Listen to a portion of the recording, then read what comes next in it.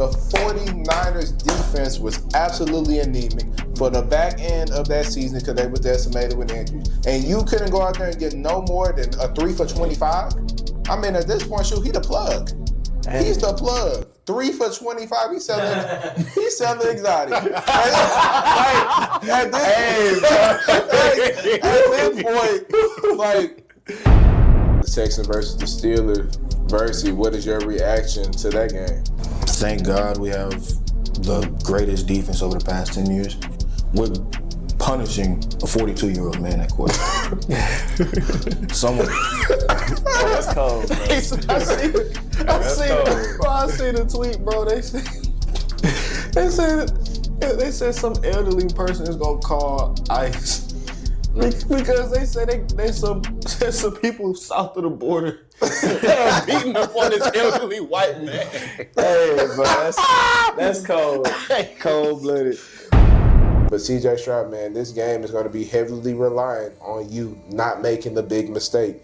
Do not make the big mistake. You made 6 of them. You made 6 of them and it didn't hurt us. We can't keep continuing to do.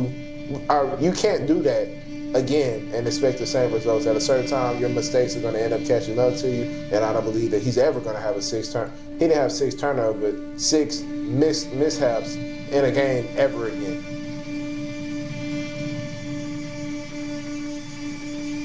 Are you sure about that?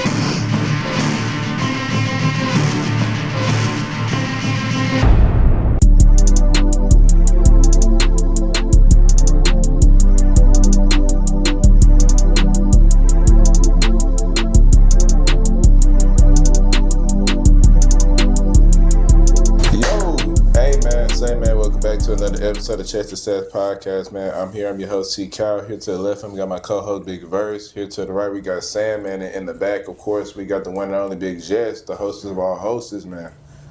Man, a lot of stuff done happened since the end of the regular season. A lot of coaches have been fired. A lot of coaches have stepped down.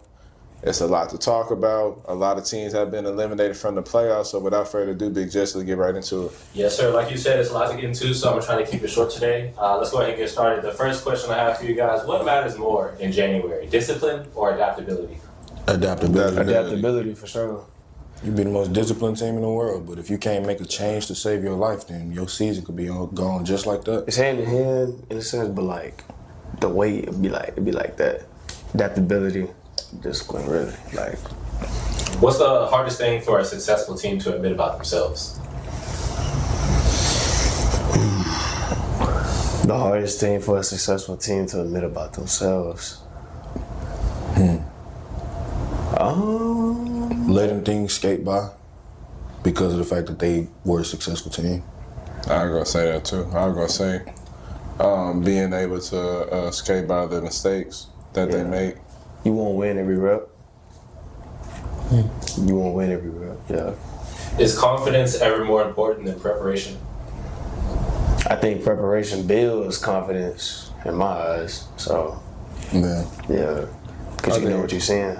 I think preparation probably a little more important than confidence because, I mean, like you said, shoot, how can't you be confident on stopping something if you prepared? Mm-hmm. That's like you taking a test and it's like, shoot, I studied for it, so shoot, I prepared, so I'm confident I'm gonna pass the test. Right. Yeah. And it don't work backwards either. You can't just walk in and be like, yeah, I'm gonna pass and not have any level of preparation for it. Right. Which team's biggest strength could actually lead to their downfall in the playoffs? Biggest strength could lead to their downfall. Okay. The Bears.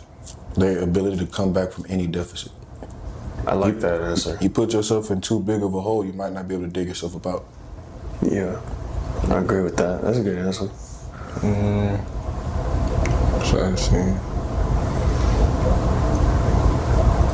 I guess I gotta agree with you.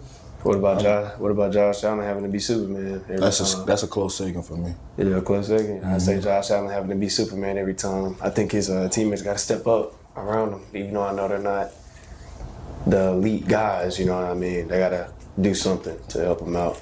So I say that. I mean, we're probably gonna get into it later, but Justin Herbert got to put the team on his back. Yeah, he led them to 11-6. So. Yeah. got context, respect for but yeah, we'll get into it. We'll get into it.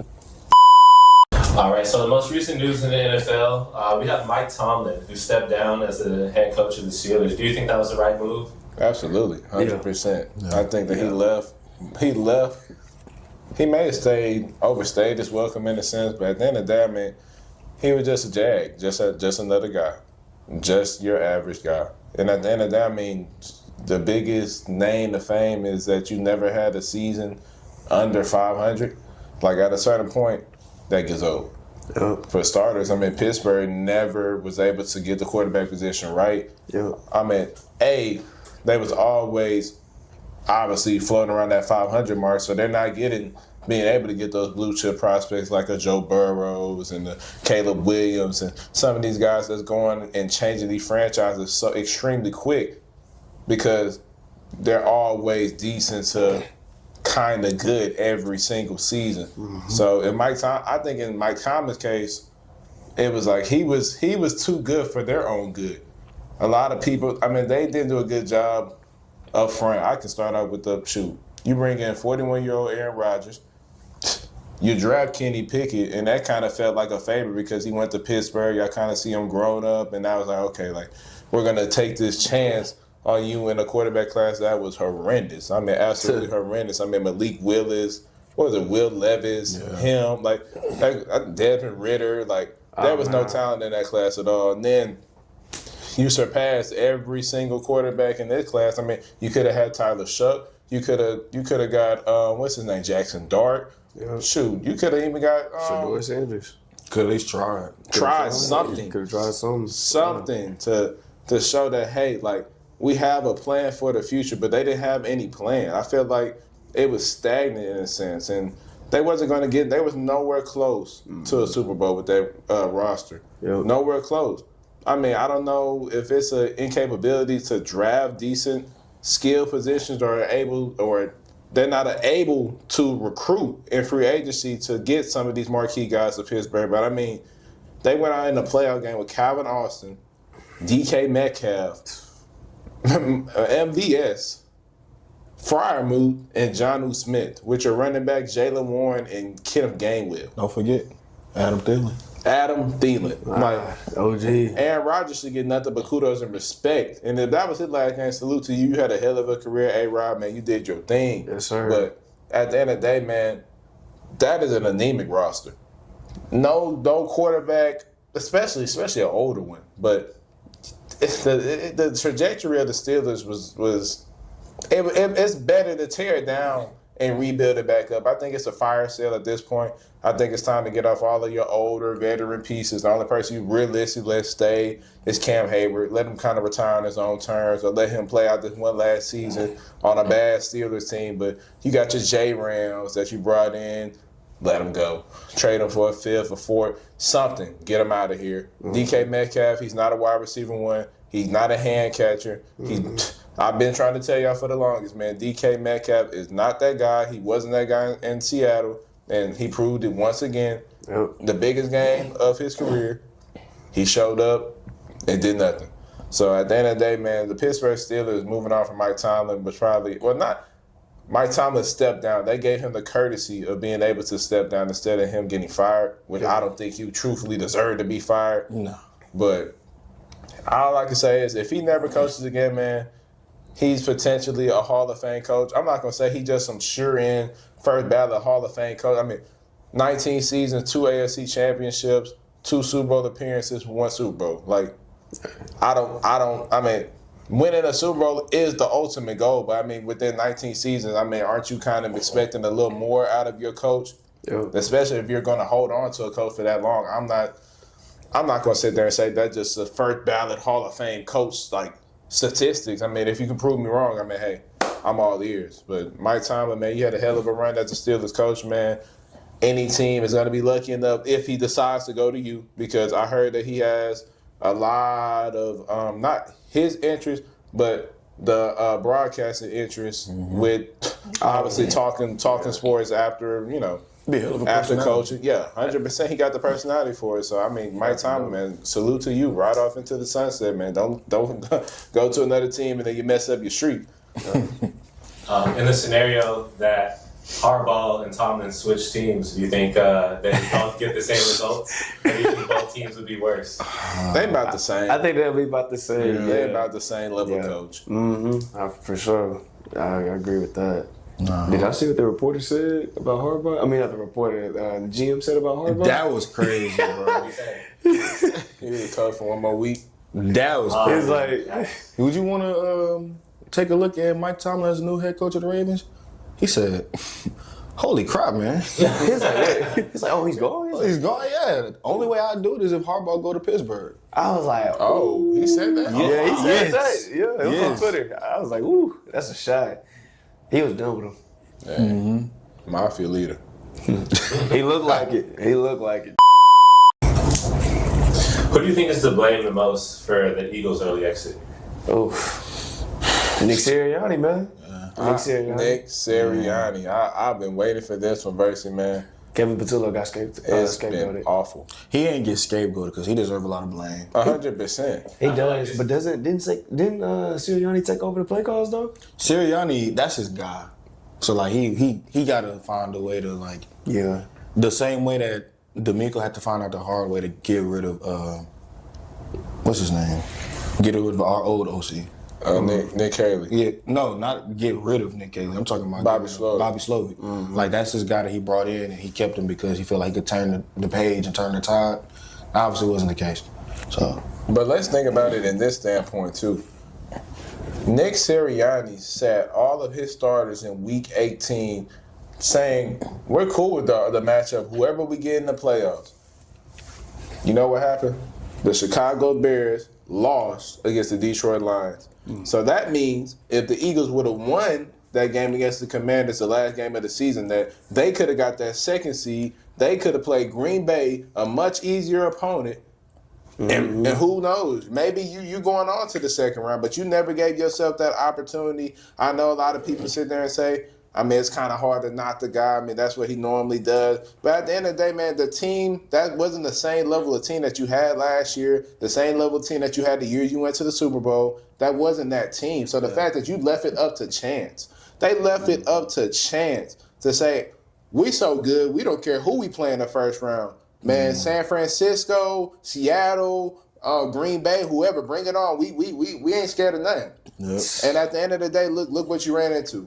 A decimated defense that went out there and played a game of their lives, coached beautifully by Robert Saleh, held that anemic offense to 19 points, and Jalen Hurts, once again, from I think about the 6th consecutive game through for under 200 yards. I mean, at this point, Puka Nacua got better stats with yards, receiving yards, than Jalen Hurts does passing yards. Oh, Yeah. So it just, I mean, it's a lot to go around. Obviously, A.J. Brown deserves a lot of blame as well because, I mean, you can't do all the crying, the complaining, and then when it's time for you to show up and it's time for you to make the plays, you just nowhere to be found. And then on top of that, I mean, shoot, I hope we can get into this, but A.J. Brown, you dropped that pass. He did. Not only you dropped that pass, but you pout and you don't get off of the field, and then your coach gets on you for holding up stuff and potentially may get a penalty because you want to cry, and I don't want to say the word because it's a child-friendly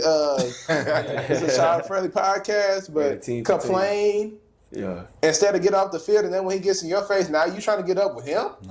He No. also, hey, that take you made, that AJ not gonna be in Philly. He not. It's Hey, aging like one. looking like But gold. it's crazy because it's not even like you could blame Patullo or Sirianni or Jalen Hurts. Like you do all that whining about wanting to get the play calling more exotic, wanting to get more touches, wanting to get the ball more, and then you have opportunities to make game-changing plays, and you don't make them. When you're that guy, when you're the de facto number one, like you're the guy that people look at and being in these top 5, top 10 talks. You can't go out there and end up getting to the point where you only have, 25 yards on 3 catches, 7 targets? I get it. Jalen Hurts may seem limited, but it ain't like you're performing like this because of a lack of effort or a lack of attempts. No, he's giving you chances. You're not converting the opportunities that you're given. Hey, Verse, I want you to come with me real quick for a second. This is what the wide receivers one done did against the San Francisco 49ers defense last couple of weeks. Jay is saying 6 catches, 84 yards. Let's go to the next game, man. Chicago put up 38 points. Luther Burden, a rookie, 8 catches, 138. Russell Loveland, 6 catches, 94 yards. I mean, let's go to the next game because this is ridiculous. This is truthfully ridiculous. He got outperformed by Coker. Alex Pierce, 4 catches, 86 yards. Josh Downs, 5 catches, 68 yards. I don't even want to go down the list. But that just goes to show the 49ers defense was absolutely anemic for the back end of that season because they were decimated with injuries. And you couldn't go out there and get no more than a 3 for 25? I mean, at this point, shoot, he the plug. Dang. He's the plug. 3 for 25. He's selling exotic. At this point, like, at a certain point, man, you can't keep dropping passes and you're crying and complaining and you saying all these big time quotes. And what he gonna do? Read another book? Like, at this point, it's time for you to go. It's time for you to go. I think at a certain point, Philly fans feel bad for him because of the situation, because of the quarterback play. But now I think Philly fans are kind of putting on them contact lenses, putting on them bifocals, and like, oh my goodness, like, it's actually worse than what we had. Like, we thought it was Hurts, we thought it was Tula, and it's a mixture of both. I don't want to. They have blame. Jalen Hurts is bad. Don't get it wrong. He's a bad quarterback, but AJ Brown, when you have the opportunities to make game-changing plays and you don't make them, it's on you, and you got to wear that. Especially if it hit you in the hands. I think I told y'all off camera, off episode, I knew it was different when AJ had like a buck something in the Super Bowl and a touchdown. And he said, like, this isn't enough for me. I'm like, bro, you just won a championship ring. You're first. You don't know whenever your next one is going to come. Right. And you played an outstanding game. Right. When is it ever going to be enough for you if you ain't going to feel as dominant as you did when you just gave BTA to probably the best dynasty we've seen since the Patriots. Right. Like, we gotta assess this for what it is. It just doesn't seem like this situation was ever going to be right for AJ Brown. And unfortunately, this is what gives the wide receiver market that diva moniker when it's like, this isn't good enough. You just wasted an opportunity to put yourself in a position to get a potential W, prepare your team to get in a back-to-back ring because of your actions. And all you did in the middle of the season was cry about the opportunities. Yep. Well, now you have the opportunities, and you don't make the most of it. You don't capitalize like in the biggest stage. In the biggest stage. This is what it is. It's a disappointment because we look at AJ Brown as one of them top guys, man. He just did not perform like it. Like, it's very disappointing, and he's probably gonna be gone. He's probably gonna be gone after this season for sure, maybe. But what team is gonna want to deal with that? Like, somebody gonna get him. It is a lot of teams that would. Your team. The Patriots, I agree. I wouldn't mind if we had the Broncos. I mean, there's a lot of teams that be interested in AJ Brown's service, especially with y'all getting rid of Roman. Oh my God! And for the well, how can I say this? For Ladd McConkey's awful year this year, from comparison to the rookie year, I mean.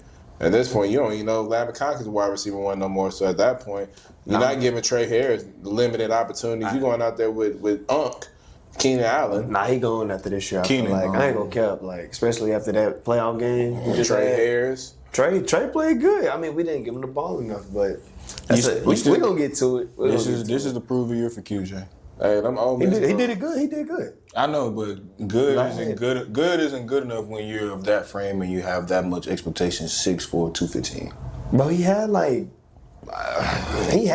8 touchdowns, like more than that, I think. First round pick too. Yeah. But he did good. He's developing. He's getting better. He's coming along. Yeah. You know what I'm saying? The book is not written on him at all. Oh yeah, most definitely. And he's created separation. He's doing good. You know, getting down the field. He's becoming that deep threat. You know, some guys that take a minute for him to develop, and that's how it is. The game got to slow down for him. Oh yeah. He even said that himself. But with Ladd though, I think Keenan Allen just took a lot of his snaps. Like, having both of them, it really messed it up, and y'all was right about that.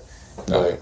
Y'all was right about that. It took a lot off of Ladd, man, because third and Keenan, like, that was really a thing. Like, I think he was number one. He had the most, like, third down conversions. This season? Yes. Yeah. This season. I think he had, like, 39 first down conversions. Mm-hmm. So, and those could go to Ladd. Yeah. So yeah, it really messed him up. I think Lad this was an off year for him for sure. But Keenan being in that spot that Lad should be in really messed it up. So I think, to wrap up this segment, Ole Miss, man, y'all producing some brick hands because A.J. Brown and DK Metcalf really did y'all bad this weekend. So any wide receiver come out of Ole Miss, man, y'all, the spotlight on y'all twice as hard. Other than Trey Harris got hands. Trey Harris He actually pretty I'm good. talking about the cream of the crop of the Ole Miss receivers. And it sucks too because recency bias can do a lot to us. Because obviously those guys are, relatively good compared to their peers. But when the spotlight is that big on you and you get the performances you got out of both DK and AJ, it's like, That's tough. I don't know. It's like you want one bad situation or you want another. Either way, they ain't good. Yeah, Nick Sirianni, you on borrowed time, brother. I ain't gonna lie. You in that Super Bowl, they gave you a second. But hey, That clock is ticking. I promise you, halfway through the season, we ain't seeing results, man. It ain't gonna be the OC going this time. So, what are you guys' takeaways from the first round of the NFL playoffs? I mean, I think we can start off with Marching because that's probably by far the worst game of the weekend. By far. I guess because we know Amari got a lot to say, so we can leave him for last. Yeah. The game kind of ended exactly how I kind of predicted it. I thought it would be a little more higher scoring game, but I mean, at the end of the day, Justin Herbert's out there with backup offensive linemen. Herbert, he didn't have his best game. He didn't have his best game by any means, stretch of the imagination. I mean, very, very mid. He was very mid. He was the second worst quarterback over this weekend, in my opinion. But it's hard for him to get anything going with A, when you have no run game, B, when you have a half a second to throw the ball before you got 4 defensive linemen coming in your face. I mean, they just running the same simple play. Like, I promise you, if you go on Madden and what was it, double nickel blitz? I mean, not double nickel, mid blitz. They running straight mid blitz out of them every single time. They didn't figure it out until the fourth quarter. Oh, yeah. Like the last 2 drives. Oh yeah, not at all. Now you want to run a quick game. Ooh. That's what I'm saying. But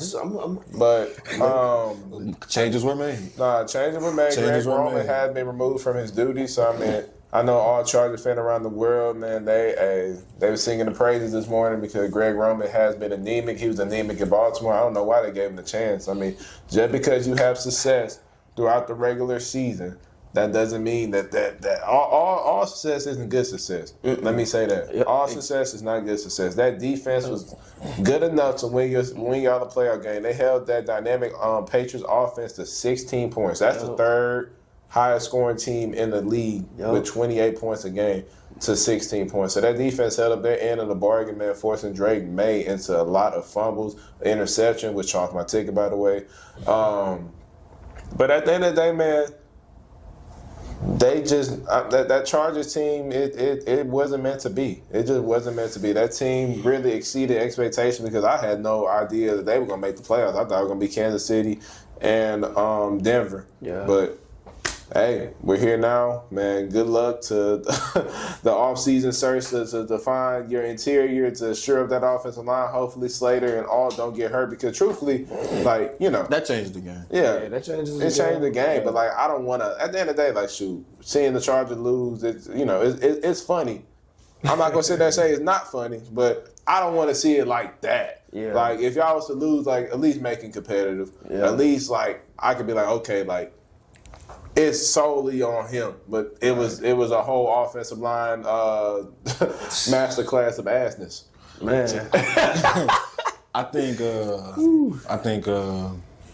this whole game just kind of makes me look at Justin Herbert in a little bit of a different light. It's like I heard a quote where it's like we expect these guys, these quarterbacks, these players that whenever they have some level of success, some level of like hope they give the franchise, then the expectation is to automatically think, yeah, he gonna get us one. He gonna take us to the promised land. Not knowing that there are a lot of all-time great quarterbacks that have yet to be able to get it done.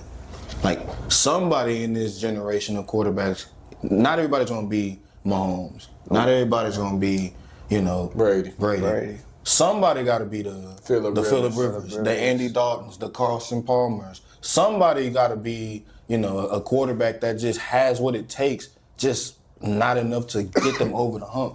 Right. And it sucks that it's really not even his fault. No, that's the thing.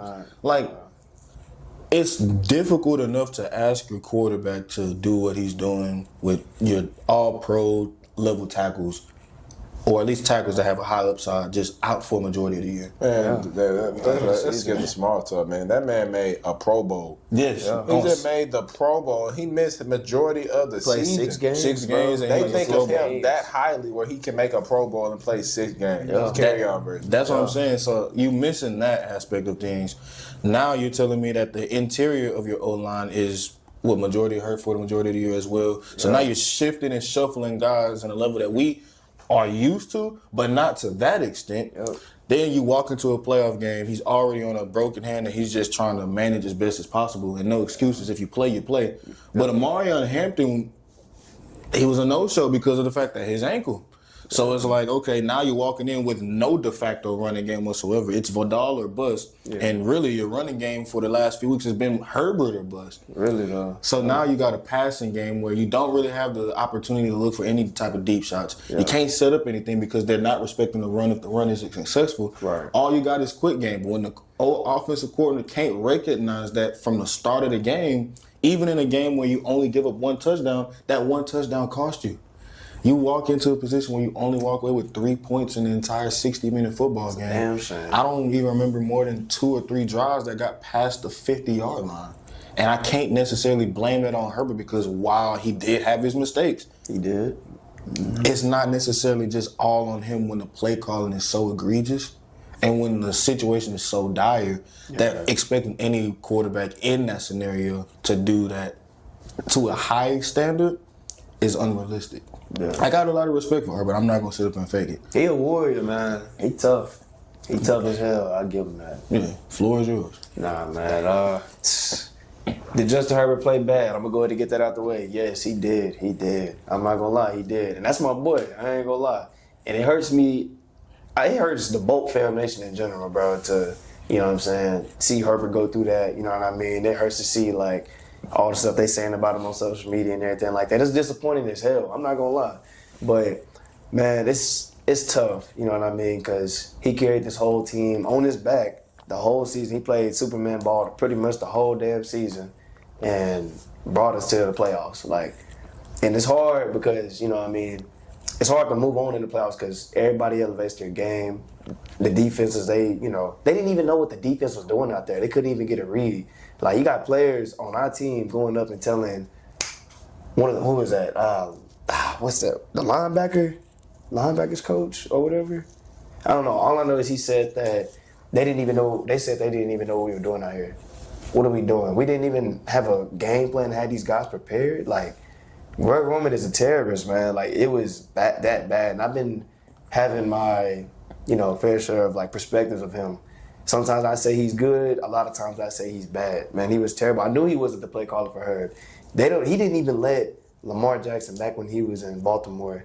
He didn't even let him do audibles, make reads, make changes or anything like that. It was run the play, run it. Don't make no changes. It was the same thing with Herbert. You could tell, and I think it just got to him, man. Honestly, I think the pressure and he was seeing ghosts because even when he did have clean pockets, Lab would be wide open down the field. QJ would open. I seen all 22 film and everything like that. Yeah, he just was I don't know. He was hesitant. He was nervous. He was a bit scared. I don't know. He didn't play good. But, man, I feel like it was coaching, O-line, then Herbert in that order, man. I ain't going to lie. But, you got to help your quarterback, man. And getting rid of Greg Roman was probably, the best thing. And getting rid of Mike Devlin, the O-line coach. That was because your O-line is ranked bottom of the bottom, man. And you couldn't make any significant changes. You couldn't make any improvements. It was that bad. Defense, they strapped up. I ain't gonna lie. And it sucks because we probably just missed out on the best defensive coordinator we've ever had in a decade, bro. The Chargers defense ain't been that good since we was kids, probably early 2000s, maybe when we was probably 7 years old, maybe. I don't even know, but it sucks that we probably got to lose. We're going to lose Mentor. He's going to get a head coach's job. Like, it sucks that we missed out on that prime, and we had to pair Mentor's elite defense with Greg Roman's stagnant, piss-poor offense of play calling, man. Like, it's bad. I'm just thankful that Jim Harbaugh got him out of there, and I hope that we get a play caller that can utilize Herb and, hey, put him in a spot where he's meant to flourish, man, because he's a good quarterback. Like, I'll say he this, is. not to cut you off. It sucks that, like, he probably going to end up getting that Dak Prescott trade. Herb, he already is, man. It sucks. Yeah. Because at least with Herb, it's like he trying to battle. But, like, everything that Dak is accustomed for is, like, he gets in these holes and everything else is just garbage time stats. Yeah. Herb actually has a chance to at least fight in these games. Yeah. And he just doesn't have the ability to do it. I mean, he do, but I think when I was looking at the film, it was just like some play calls were good, but it's like the routes are taking too long to develop. And it's like he don't already trust his O-line. Like, he already like jittery back there. Now we know Herb that he can sit in that pocket and make a play. But like it's like, I don't know. The Patriots, they were just getting on him, man. He got sacked 5 times. And that affects a quarterback mentally. Like, it scares the hell out of him. So I'd be kind of worried, too, if I see somebody that's 6'5", 300-something pounds running at me full speed, pop me in my mouth. Like, what? And I got to get up from that and make a play. Like, it gets to you, man. But there's no excuse. He did play bad, but, you know what I'm saying? At the end of the day, you know, just build around Herbert, man. Do your best to help him. Monday Night Football, man, last game of the playoff weekend. We got the Texans versus the Steelers. Versi, what is your reaction to that game? Thank God we have the greatest defense over the past 10 years. You called it, this was a great matchup for us. I would have loved to go up against the Ravens because that would have, you know, exercised a lot of demons. But even with that being said, this is probably the better matchup just because of the fact that we're punishing a 42-year-old man at quarterback. Someone. That's cold, bro. I see the tweet, bro. They said some elderly person is gonna call ICE because they said there's some people south of the border that are beating up on this elderly white man. Hey, bro, that's cold. Cold-blooded. But no, on some real stuff though. Will Anderson Jr. is the best player on this team. Daniil Hunter, Jalen Petrie, they just proved that they're all pro level guys, all pro level talents. Stingley didn't give up a catch, and last year they gave up 24 yards. Kalen Bullock, he didn't get his pick 6 against Buffalo. He got one this week. I appreciate you, A-Rod. That's what I'm saying. So Aziz, every single time that you see him on the field, he's ready to thump some rotational edge pieces. Sheldon Rankins out here scoring touchdowns again. I'm just, it's a lack of words to describe how dominant this defense is. On the offensive side of the ball, dare I say, excuse the turnover-worthy plays that Stroud had. This is probably the best coached game Nick Caley has called as far as play calling, at least in my opinion. I seen some exotic things. I seen some plays that were able to be open. It's just a matter of the fact of like, but you just catch the ball. He fumbled the ball 5 times. Stroud fumbled 5 times, lost one of them, and he threw a pick. So, he lost 2 of them. So he had 6 turnover-worthy plays, some of them within the same play, 3 total turnovers. And he played about as good as you honestly could expect from someone in that position, because usually when in that position you lose because your inability to move the ball down the field. I will say it helps that this was also the best game of Woody Mark's young career. I will also say it helps when, despite not having Nico Collins be as dominant as he usually is expected to be for us, we have a guy in Christian Kirk who was able to finally showcase the amount of money he was worth on that field. I will say that the young guys on this team stepped up in a huge way. And I will say that because of that, I feel like the Texans, the only ones that could stop us is us. And that's just the truth of the matter. Nobody in the AFC field of play gives me any level of fear. I respect every single team, and I will, definitely look at them and not take them for granted for sure. But the only thing that's stopping us is us. And That's pretty much it for real. I respect that take, man. First off, congratulations to Will Anderson, man. You done became the richest NFL player on the defensive side in the league after this season, man. Whenever this season's over with, go to Cal McNair. He's going to have a blank check. You write whatever number you want on it, sign the dotted line, you're good to go. You sign right then and there, you might get interest. Oh, God. Oh, God. Man, Will Anderson Jr., man, he's the second best edge rusher in the league. He's the second best edge rusher in the league. And it's hard for me not to say he's first, but I have that much respect for Myles Garrett.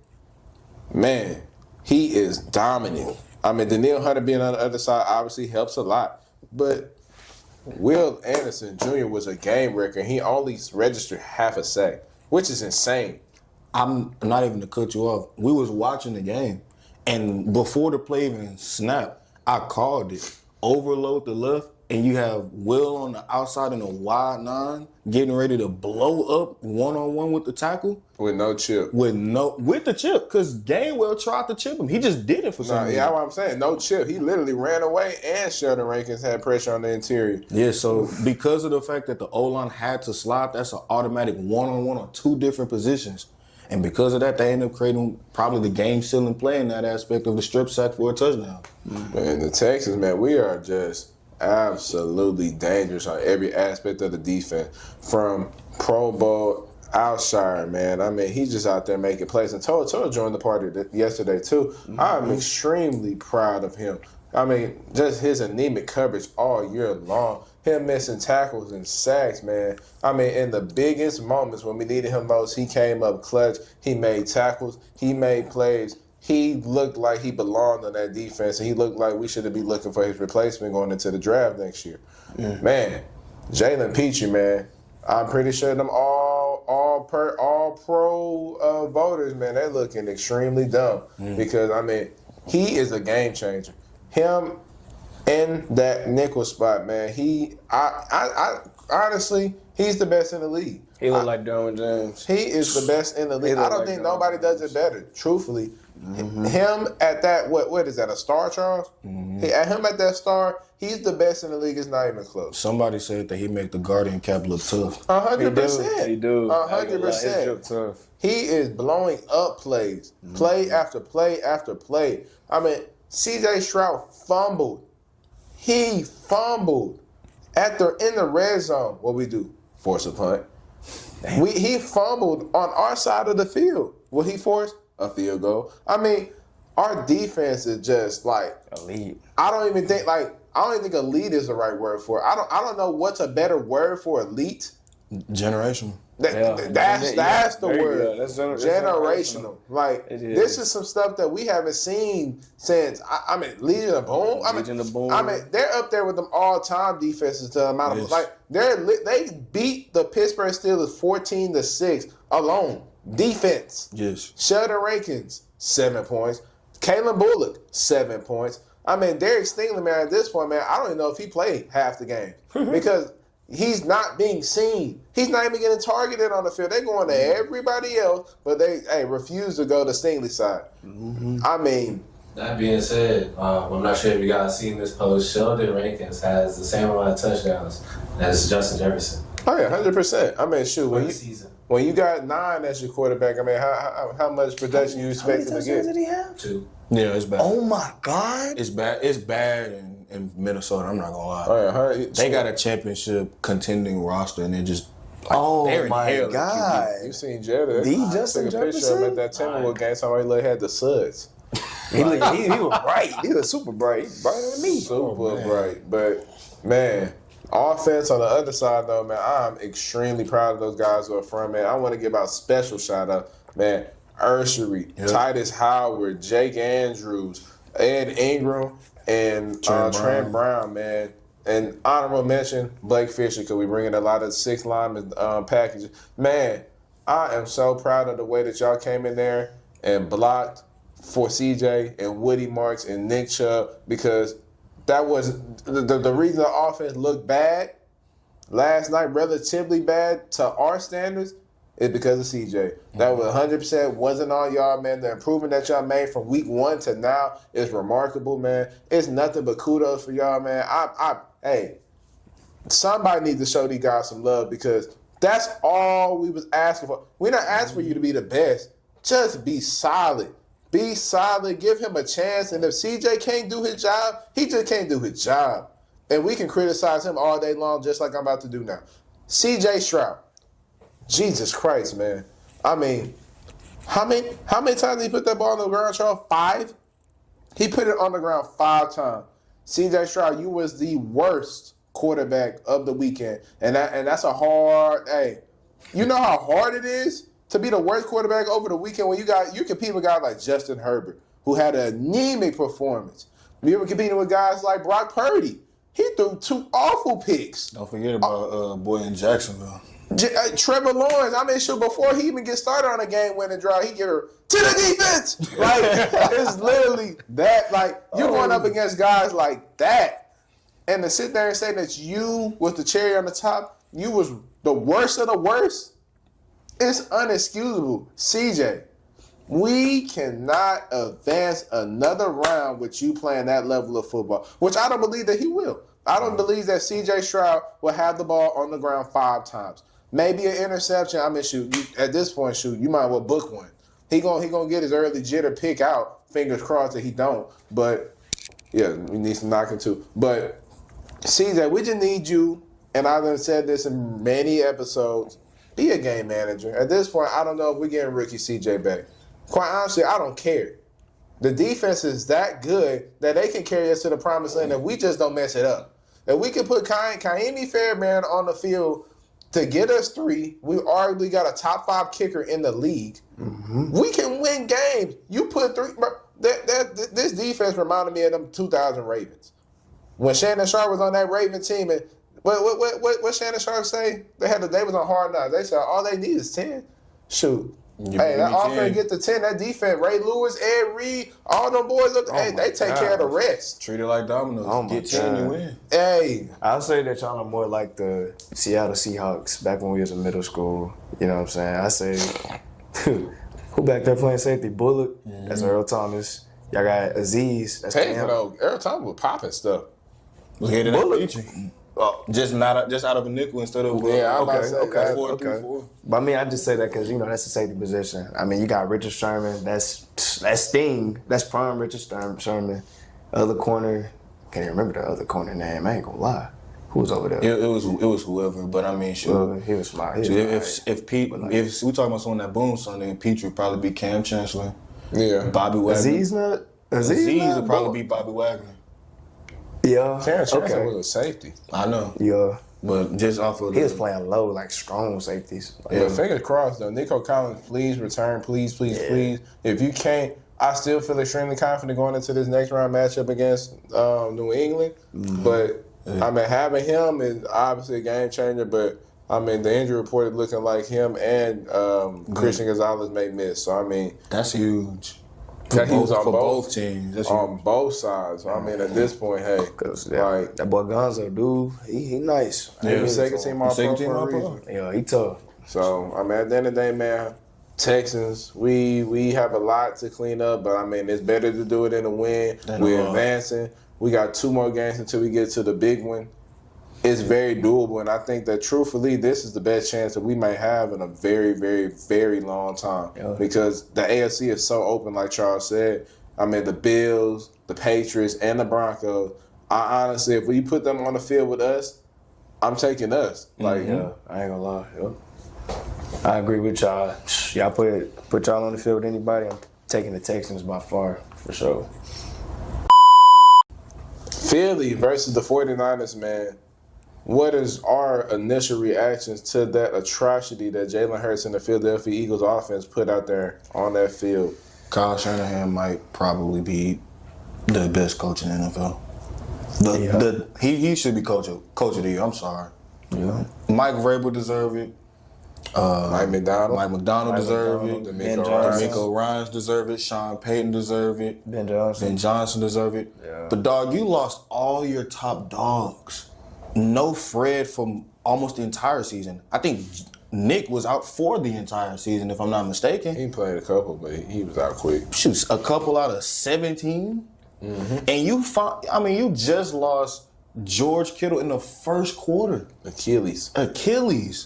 Prayers up. And you tell me that you, not only do you end up investing into the guys and the culture around you to have you competing for a 1 seed, you knock off the defending champions on the road as the huge underdogs, and you got Jawan Jennings is the only player in NFL history to have a perfect pass rating in the playoffs. He threw a pass in the Super Bowl for a touchdown. He did the same thing on Sunday afternoon. Which was a beauty. A hell of a play call by him. The game-winning touchdown. McCaffrey went an angle route from the opposite side. Who else is doing that? Who else is using fullbacks to that degree? To start drives. I'm not talking about goal line I formation. I'm talking about to start drives and having Juszczyk in motion for stretches, zones, weeks. That is insane. And he's not the decoy. He's actually an actual target. He's an actual target. He's getting the ball and turning it up for 10 plus. He damn near finished. Juszczyk been nice though. But he damn near was the leading receiver on the team. Which is insane. I'm talking about they looking towards him on third down. Oh yeah, that's crazy for a fullback. He a gadget guy, bro. For all the talent that the Philadelphia Eagles have on that side of the ball, and it's not like they play a terrible game, but for them to get carved up to that degree, especially on that last drive, it's like, damn. I've been rocking with the Seahawks for a while. If I'm Seattle, they got me on watch. For sure. I'm not going to sit up here and hold you. The NFC has seen the 49ers do one of two things the past 30 years, and I told you. They either missed the playoffs or they one game away from the Super Bowl every single year. For 3 decades. Why should this year be any different? Nah, I 100% agree with you. I think Brock Purdy, if anything, man, he showed resiliency. He had some all-time bad moments. Just the pick to Mitchell was just atrocious. It was just a inexcusable pass.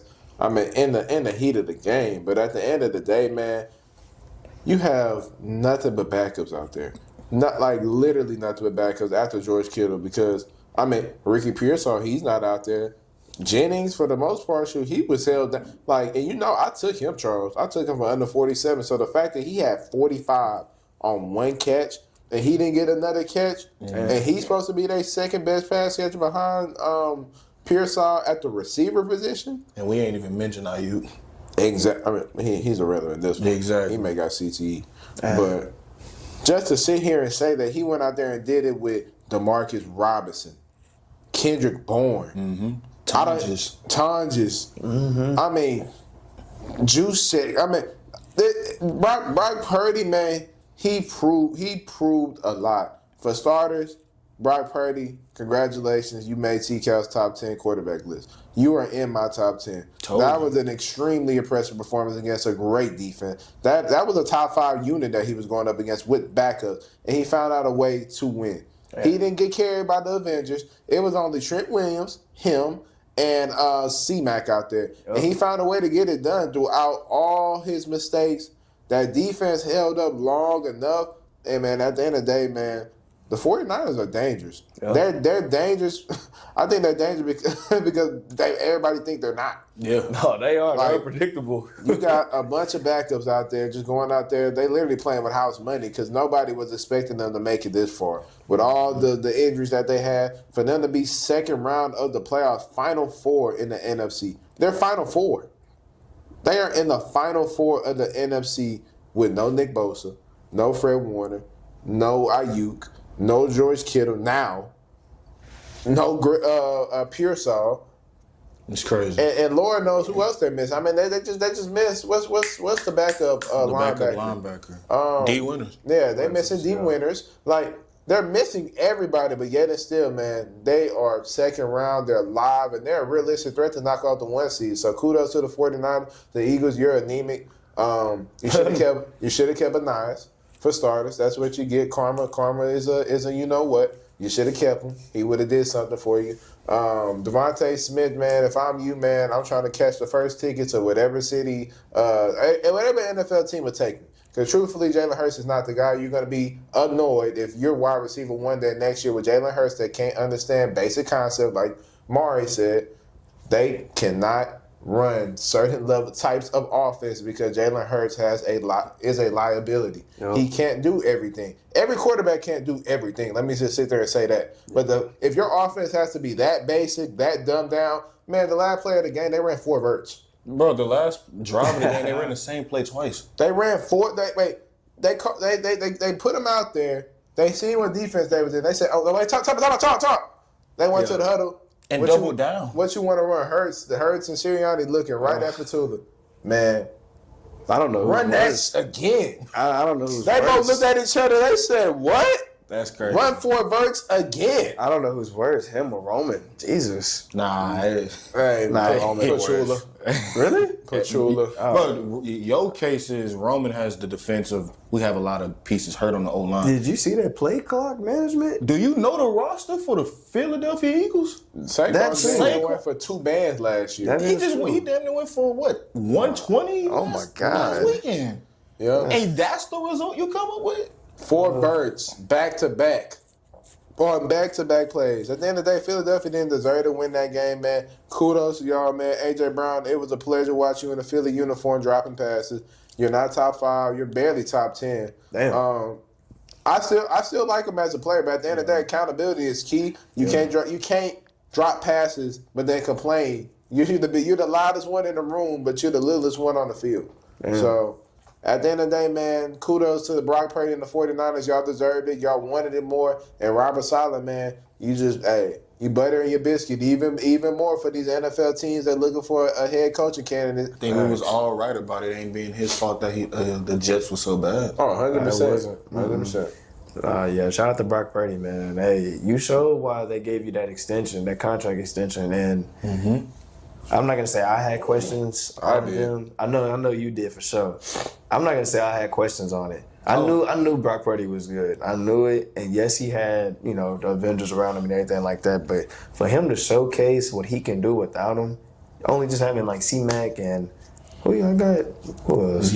Trent, Juszczyk. You know what I'm saying? Everybody else gone. That's very impressive, man. Like, it's very impressive for him to show that resiliency and step up in the game and take command, bro. Like, I respect it, man. Props to you, bro. And for him to be, the last pick of the draft, be Mr. Irrelevant and doing that. He already been to a Super Bowl once. Salute. Hey, I salute. To NFC Championship. Man. Come on, man. Yeah. Man. Cardiac Bears at it again. Pulling off another late game comeback, man. Caleb Williams in the clutch. He delivered. Big verse. Sandman, what are y'all initial reactions to that? I guess, I'm not going to say cardiac arrest, but sure. Man, Ben Johnson, man. You're just such a great play caller, bro. Like, he's a man. I kind of wish we got him as his head coach. I like Jim, but man, shout out to Ben Johnson, man. He dialed up a hell of a game plan, and you got Caleb Williams looking like the draft pick that he's supposed to be, man. And shout out to that boy Luther Burden. You know what I mean? Shout out to Colston Loveland. Hey, it was cool to see the Bears, come back and win that game, man. The Packers, y'all was cooked when y'all lost that boy Micah, man. Yeah. So that's really all I gotta say, really. Embarrassing. I'd say it was embarrassing for the Packers. Truthfully, I think Matt LaFleur, he deserves to be on a hotter seat than what people giving him it credit for. At the end of the day, when has Matt LaFleur haven't been a 7 seed? Wasn't he a 7 seed when he played against Dallas? Wasn't he a 7 seed last year when he lost to Philly? Wasn't he a 7 seed this year when he lost to the Bears? And all of those things, for the exception of them being the Cowboys, because the Cowboys are the Cowboys, ended in the same result. First round exits, disappointments, for the exception of that year when Jordan Love beat the Cowboys and they lost. That was like 23, 24. Yeah, 23. Yeah. But, man, all I can say, man, Ben Johnson, man, I appreciate everything that you're bringing to this sport because, first off, accountability. You are holding these guys accountable. You know the main reason why I say that? Luther Burden. Luther Burden, everybody said, oh man, shoot, he fell to the second round. Why? Because of attitude problem. Why? Because he didn't want to block. You know, when he got to Chicago, he was on he barely played. He could barely get on the field because he refused to block.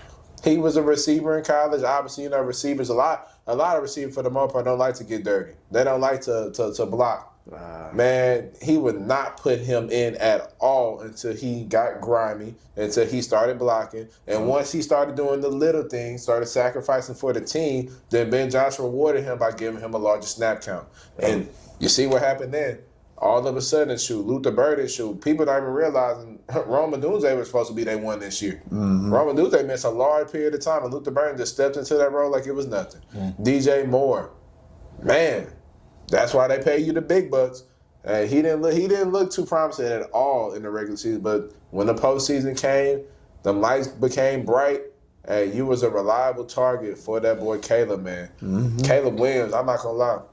It ain't gonna be too many more times you can give people cardiac arrest like that before they end up pulling that plug. They gonna pull the plug on you, and you gonna lose. And especially against these Rams, this ain't the team to play with. I'm so sorry that as dominant of an offense as the Rams are, and y'all may get saved because the Rams are gambling men. They like to gamble. They like to go for it on 4th and 4s, and instead of taking the freebie, they like to go for it. So y'all may be in the same game. Hey, they may be two poker players pushing all their chips to the middle of the table, and we gonna see who win. But Caleb Williams, you cannot start off the game that bad against Sean McVay-led Rams and thinking that you're gonna make up another comeback. You got home field advantage. I think the weather said it was going to be 0 degrees. Oh, my God. 0 degrees. West Coast versus a Midwestern team? Oh, yeah. So it's playing in the favors of the Chicago Bears. Thanks. But that defense, man, I ain't going to lie, it was absolutely anemic in the first half. And to say, I don't know what's bro name? He's a coach for the he coached the Saints. He was the coach for the Saints. I know who you're talking about. That's what I'm saying, bro. White dude. He was good. Like, bro, people He wasn't a good head coach, but he's a great coordinator. I know exactly who you're talking about. No, not Staley. Nah, bro. I'm forgetting his name as well. Eberflus. Not Eberflus. Eberflus, that's mad. Oh, man. Who is the Bears DC? Hey, Siri. Oh, man, I forgot his name. Man. Bears defensive coordinator. Shane Waldron. That can't be Shane Waldron. That's a 24-25. Bro, it's that dude from it can't be him. Yeah, Versi, look that up. Yeah, I'm doing that right now. But nah, the Bears. I'm so sick of the Packers. Dennis Allen. Yeah, Dennis Allen. I knew it. Josh Jacobs is not being used at all, bro. Yeah, not at all, bro. At that point, just trade him. It's either trade him or he's just not the same guy. But you have to trade him. That offense, man. Matt LaFleur, man. Your Charles, time is coming, bro. It's time to heat him up. He's a good coach. I'm not gonna sit up here and fake it because nobody thinks that every coach that was fired over the past few days deserves to. At least not everyone 100%. But then there's a certain point in time when you get let go because of the standards that you set for yourself. That's what happened with Mike Tomlin. And that's what happened with John Harbaugh. Mike Tomlin, he never had a losing season, but his best seasons weren't close to competition. Harbaugh's been fired because he has great regular seasons and he can't replicate that in the playoffs. Now you can't even get into the playoffs. The NFL playoffs expanded to the 7th seed. If it wasn't for that, you guys would miss the postseason. So the fact that you guys are scrapping and clawing your way here, now, again, it sucks because of the fact that right when you lost Micah Parsons, you went on a 5-game losing streak. You lost multiple divisional games that you should have had, and you jumped from the 2 seed, competed for the 1 seed, all the way down to thanking the Lord that you swept Detroit. But even with that being said, you gave up 25 in the 4th. You were up 21-3 in the first half and 21-6 in the 3rd. And you're telling me that you can't get a single stop? That your offense is that anemic to where we talk about C.J. Stroud fumbling that ball. people forget about the fact that 7 seconds left on the clock, Jordan Love fumbled the snap too. Yeah. So I mean, it's just abysmal to watch for the Bears. It's hard to get a read on because it's like you have two extremely different halves of football. For 45 minutes of the game, you look like a team that shouldn't even be in the postseason. And then for the last 15 minutes, it's like this offense can take this team to the Super Bowl because they are opportunistic on the other side of the ball, and they got a gunslinger who's willing to make any type of throw that they need to. Right. So it's like they're extremely volatile. Love had like what 300-some yards, right? And like 4 touchdowns. Yeah. Love didn't play bad. He did have some crucial mistakes though. Yeah. But just even with that being said, like the Bears are extremely volatile, and in a postseason that is as wide open as ever, that's something that could take you a long way. Man, put in Matthew Golden. It makes no sense that you draft a guy first round and the usage of him is at an all-time low, and that he gets into a playoff game and gives you 80. The first time you give him a real opportunity with real targets and he is a real option on the field for you, he goes in there and he balls out. So I just think that Green Bay, man, if you let him go, obviously you see the two primetime candidates that everybody's looking for. Shoot, Matt LaFleur, I promise you, man, it's better coaches out there than Matt LaFleur. He's a great offensive mind, but at the end of the day, bro, complacency only going to get you killed. And he's been complacent for the last couple of years. No division wins. No division titles. One playoff win.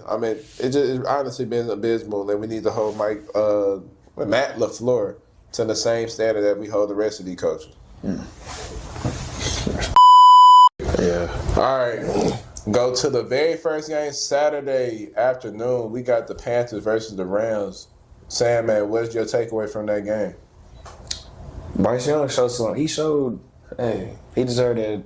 They gave him a 1-year contract. He got an extension. He got an extension. My bad. He got a little extension. Are they extending his? It ain't confirmed, but Yeah, because this is gonna be year 4 for him. It's a 5th year. he he earned that, man. He earned that. Bryce Young, he showed me something, man. He stepped up when it mattered the most. You know, he made the right play. Jimmy Horn, unfortunately, he just dropped it, man. That's tough. That's tough, and it hit him right in the hands. But Why not go low for it, though? Like, as a receiver, possession catch. That's why you got an X on Madden for, to go down there and make them catches. Yeah, that's a hell of a throw, too. Yeah. Nah, facts. That's 100% on Jimmy Horn. Yeah, and it's tough to end the season like that, man, because he still played had yards. good. He played good. You focused on the wrong Horn.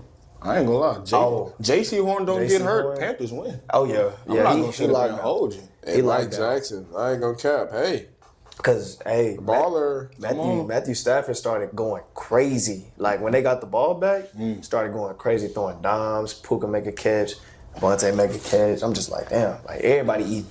But yeah, man. Hey, shout out to Bryce Young, man. You earned my respect most definitely, man. I'm glad that you're showing some sort of, improvement. I like it because last season it was tough for you, and then you got better towards the end. Now, you know what I'm saying, you're showing us something. I'll also say that Teteron McMillan, hey, I told y'all that boy's gonna be nice. I told y'all, hey, he stepped up. He's the guy. He's Coker stepped up. Coker stepped up too, yeah. Oh yeah, he did. But hey, McMillan was out there. Telling you, bro, it's only one of those. It's rare that guys step up and do that, bro. Like in their first year, like he tough. Shout out to that boy McMillan. For the Panthers, they got some serious questions to answer, and what I mean by that is like maybe he deserved the extension. Did Bryce earn a second contract? And what I mean by that is like he played the biggest when the stage is the biggest and the brightest. But again, this is his 3rd season. He has 14 total wins, and 8 of them came this year. So it's like this is the best the Panthers have done since Cam Newton been on the squad. Nah, facts. But is that good enough to where you're going to invest a large amount of money to say you're the guy that's going to take us to the promised land? But I look at it too as a GM. It's like, are you with? It's kind of like gambling. It's literally gambling. It's like we can sign him right now. We don't got to sign him, obviously, what his value may be if he goes in the next year and he cooks up. So we can sign him down to to the pay of his play level right now, which I think around 50, 52. Yeah. Like two of them getting paid what 55, like 55, 54. Like if you sign Bryce Young a little below the quarterback market, he should be absolutely fine with that. But if you let him go into next season and he balls out, hey, that's gonna be a hefty contract that you're gonna have to pay when you can get it out the way right now and just take that chance. Yeah. I mean, it's a gamble. That's why I say it's a huge offseason. It's going to be very interesting to see what the Panthers do because the fact that they even made it to the playoffs is honestly, it was a gamble. The fact that they lost to the Bucks, the fact that the Falcons had to save their bacon. You know what I'm saying? Also, from the Rams side of things, I'm scared. Terrified. I'm scared, bro. Terrified. That offense is electric. Puka Nacua is a top 3 receiver. You can't name 3 receivers in the NFL better than him. And actually, it's going off of production-wise if you want to look at JSN, and even then, people ain't going to do that kind of pushback. JSN, no. I'm just going off Jabari of and Puka. No, I'm saying just going off of this season alone, production-wise, all 3 of them were all pros. First team. Yeah. So it ain't like you're making a bad decision with either one of them. Also, too, they have a great offensive scheme. McVay is a wizard, obviously, as we know. And Stafford, when he needed to make the MVP moment, he did with that drive. Yeah, he did. I mean, game-winning touchdown to Parkinson. Cody Parkinson. Yep. Nobody would have expected that when you have Devontae on the left, Puka on the right. Yeah.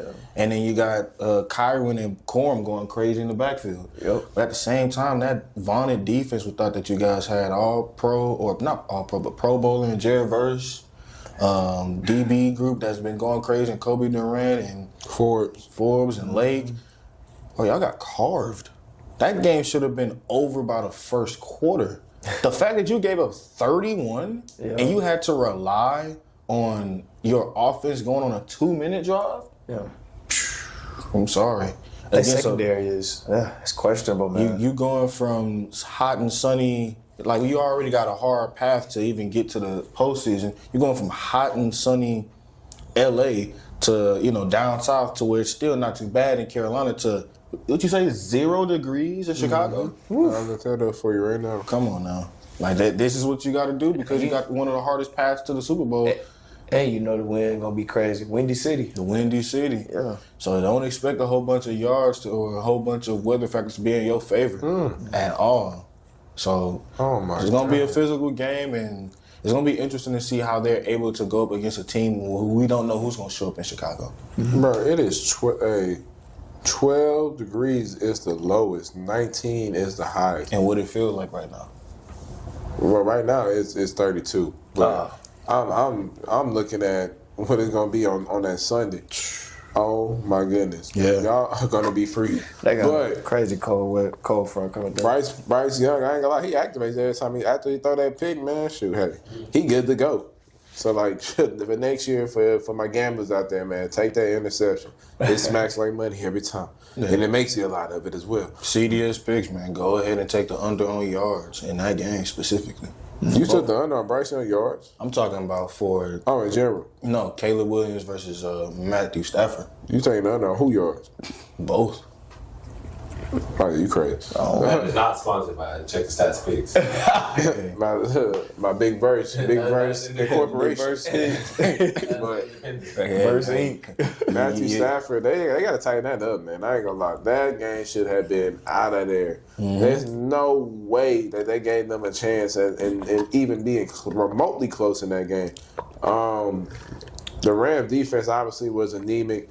Quinyon Lake, he was on the highlight tape anytime a Carolina Panther receiver caught the ball, all I see is Lake running behind him or Lake 37 diving for a tackle. I mean, I know he just came off an injury, but Jesus, you was fried chicken, brother.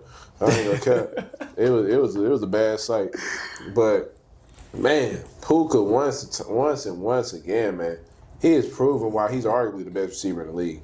He does. He don't run routes crazy. He just a physically imposing receiver that doesn't look like it whatsoever. He goes out there, he runs through you, and he has sneaky speed. Yeah. He don't got that speed where he running around. So, oh my God, he's burning me. It's like shoot. He get it. Hey, when he get a ball, he gone. And he one of the best blockers on his team. And the best yak guy in the league. Yeah. I don't think it's a guy better at yak than him.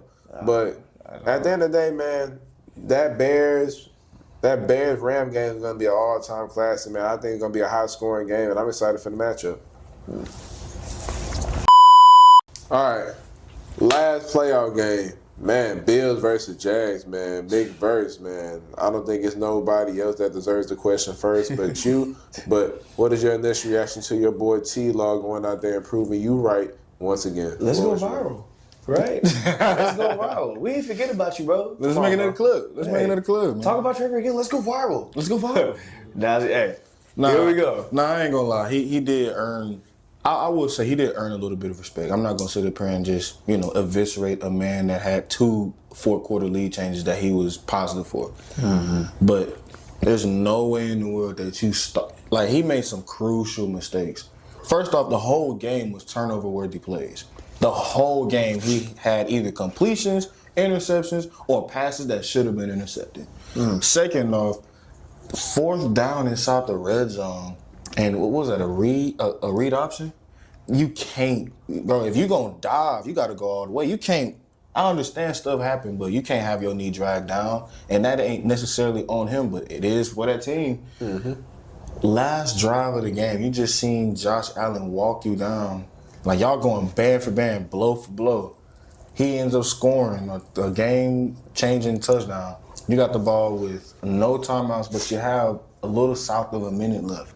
First play of the game, of the drive, and then he throws a completion to the defense. Hey, like, come on, man. Like, I will say this. I seen a post on Twitter, and I'll be quick when I say this. I'm not going to eviscerate the man.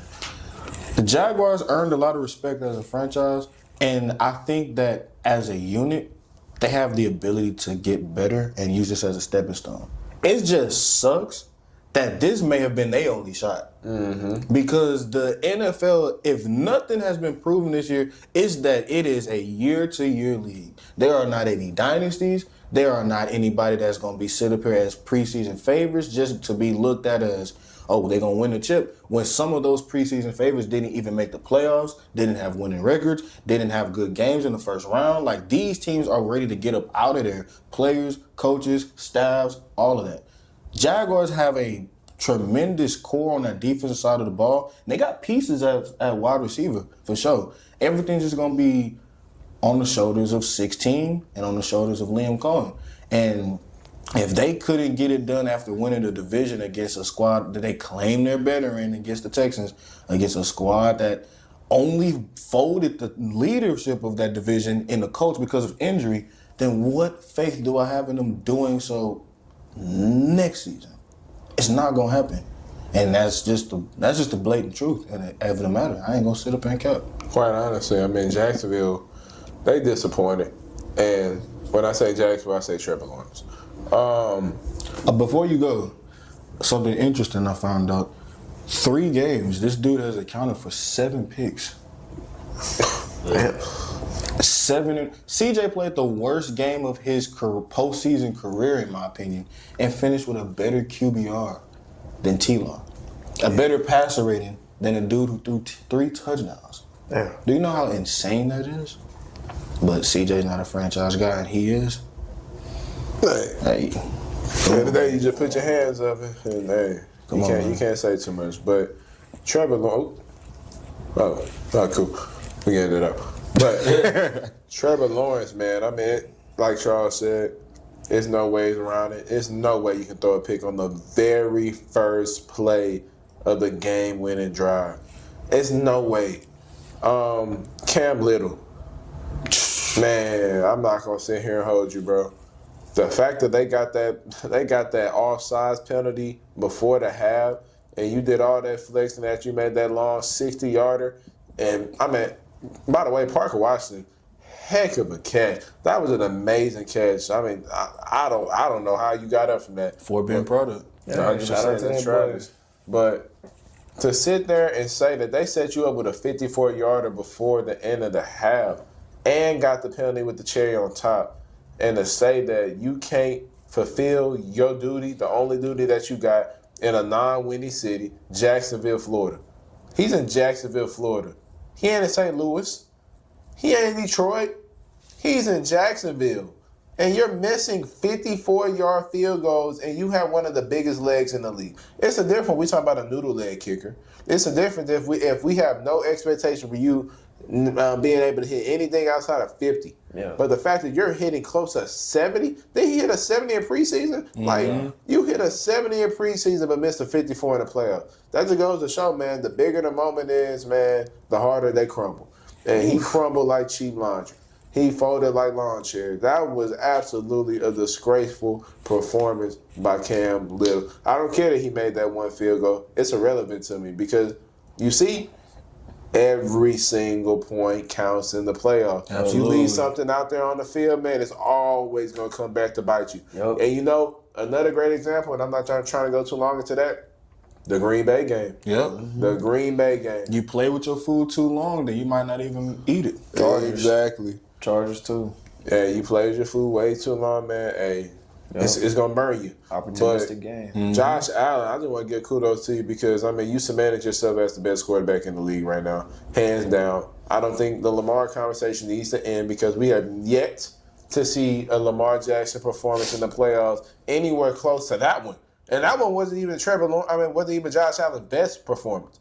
So I need everybody to, well, especially Charles, I need you to admit, finally, even though it may be hard for you, that Josh Allen is the better quarterback out of the two. And I will be quiet so you can make your announcement.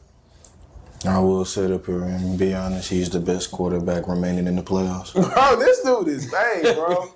This dude is hey, honest.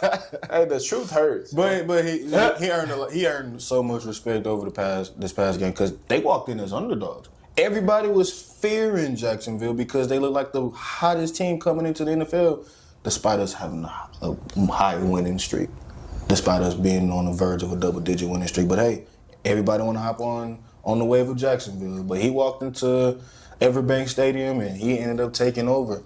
Didn't make too many mistakes. And he a warrior too. He seen all them hyperextended knee. Yeah.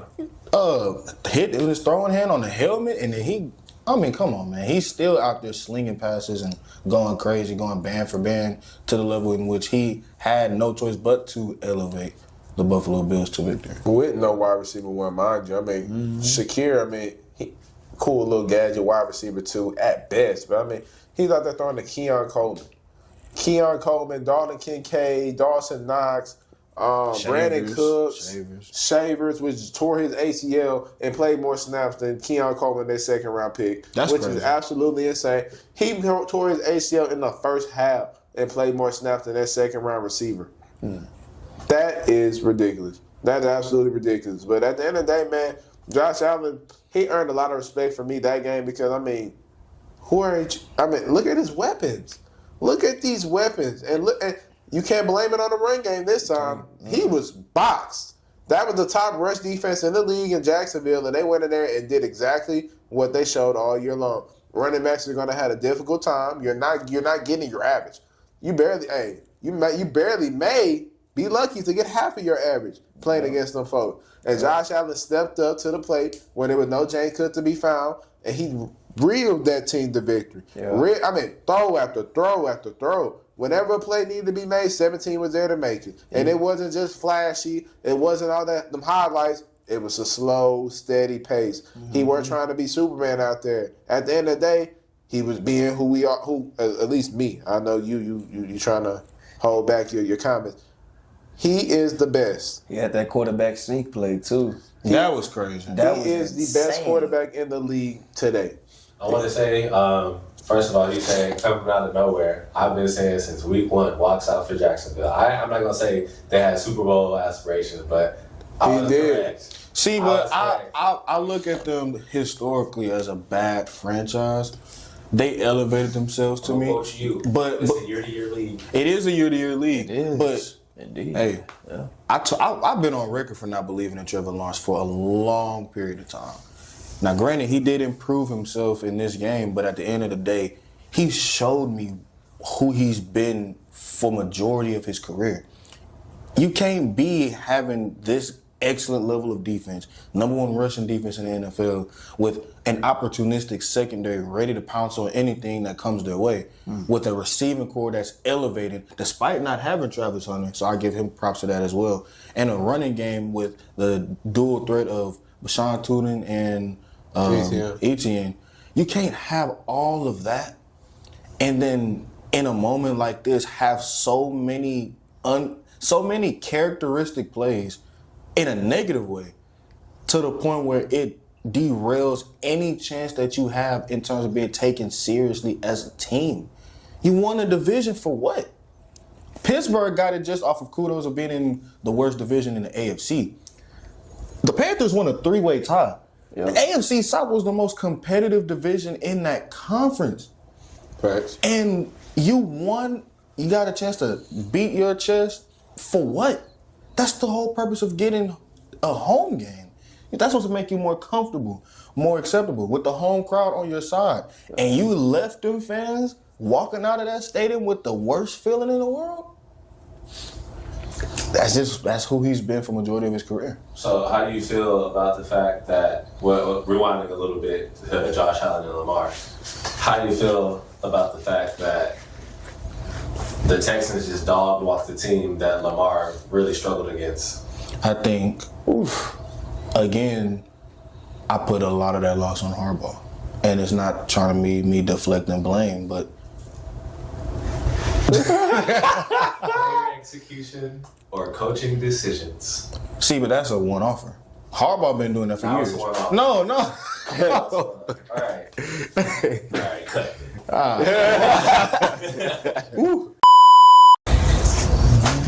So, in your opinion, who has been the most impressive and who has been the most underwhelming quarterback? Underwhelming, I think it's an easy answer. C.J. Stroud. To his expectations, I mean, at least in the last 4 playoff games, this is probably the worst playoff game he's ever had. And I think he only had, honestly, 1 bad playoff game. Can I throw out a fun fact? Mm-hmm. The only quarterback to fumble 5 times and throw an interception and still win a game has been who? Other than CJ. In the playoffs or just in general? I'm not gonna lie, I'm not sure. But the answer is Eli Manning. Oh, got it. Wow. But C.J. Stroud has been by far the most underwhelming quarterback. I mean, with the expectations that were made for him, like Amari, I told Amari the other day, I said, I'm not cutting no excuses for C.J. I hold everybody to the standard. The standard is the standard. Yep. We seen C.J. Stroud go out there and ball out against Cleveland. We seen him ball out against the Chargers after he done do his little picks and fumble the ball, and he rejuvenated. He came back. But, I mean, he's lucky that we got that level of defense, because if not, we would have been going home. Any other quarterback was to do that in any of them games, they're losing that game. We're just benefited with the best defense in the league, and C.J. Stroud can't keep that up. Now, the one that played over expectation, in my opinion, was Brock Purdy. That's a great defense. That's a top 5 defense in the Philadelphia Eagles. And the fact that he went in there, lost his tight end in the first quarter to an Achilles injury. Achilles.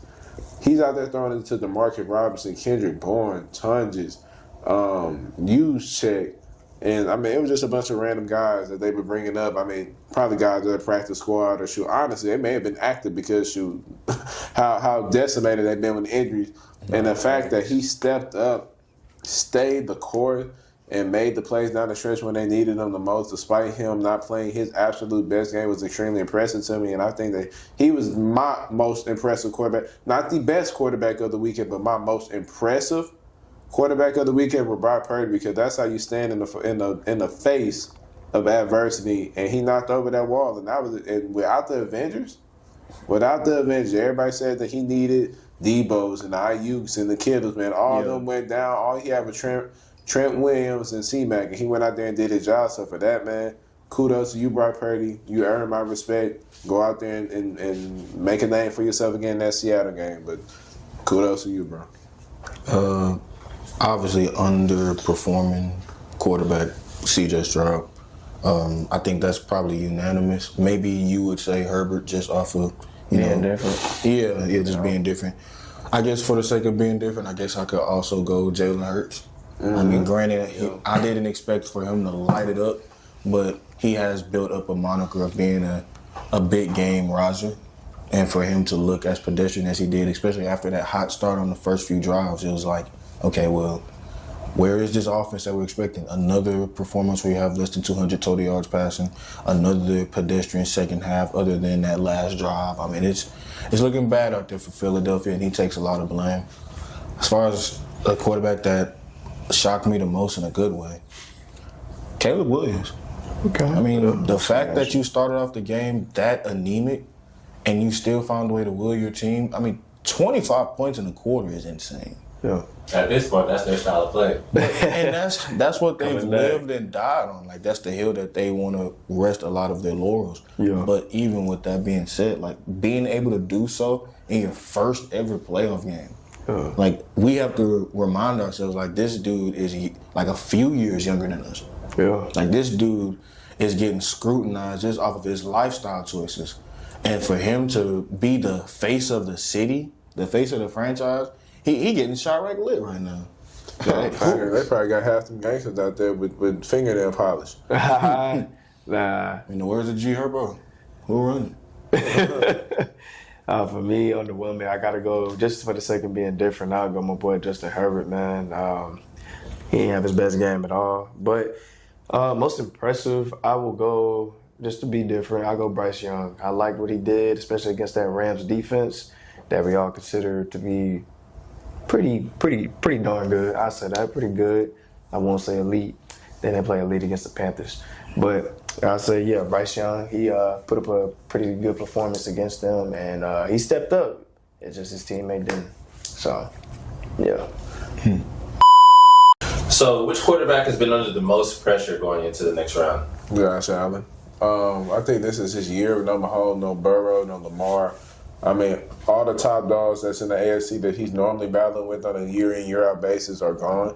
I think it's no excuse now. It's now or never, despite not having the weapons, despite whatever his situation may be. He just lost 2 receivers today to ACLs, Gabe Davis and Shavers. You have to go out there and get the job done. There is no excuse. At the end of the day, you're the best quarterback remaining in these playoffs. You're arguably the best quarterback in the NFL. Tom Brady. This is where Tom Brady, the Mahomes, the all-time legends are made of right here, right now. And I think Josh Allen is in no better situation right now in the present than here. He got to take care of business. He has to get the job done. I don't think it's any excuses because Lord knows when there's going to be another time where there's no Mahomes, no Lamar, and no Burrow in the playoffs at the same time. So to say that you are the best quarterback and you have been normally a playoff riser, I think it's no excuse for you. I think you have to get the job done. If you don't, it's going to be extreme criticism that comes with it, and potentially your coach will be released. I agree with you, man. If it's not now, then it's never, man. Like, hey, the time is now for Josh Allen, man. No Mahomes, no Lamar, no Burrow. This is your time, man. And we've been waiting on you. So, hey, it's time for you to take charge and go ahead and head to that Super Bowl, man. This your time. For the sake of being different, so we don't all say the same answer, it's gonna be Carter Sharkin. CJ Stroud. I done seen people sit up here and compare CJ Stroud to Trent Dilfer. That's so disrespectful. But you know, Disrespectful, I don't even know what that is. That's the guy that won the quarterback on the Ravens that year when Shannon Sharp went to the Ravens. That 2000, they had that elite defense. and you see, we get them comparisons to them 2000s defenses not only because of our level of production, but because of the level of production our offense has been getting compared to the Ravens team. Yeah. So, like, we all fans of CJ Stroud. We all want to see him succeed, but we done had, God knows how many people been sitting up here thinking that this isn't a franchise guy. God knows how many people been sitting up here talking about, man, we have a better chance of winning the game if we just put out Davis Mills. Yeah. God knows how many people gonna be talking and chirping nonstop if he doesn't go on a deeper playoff run than what the Texans are expecting based off of how great this defense is. God knows what would have happened if he would have lost that game last night. Oof, man, wouldn't hear the end of it.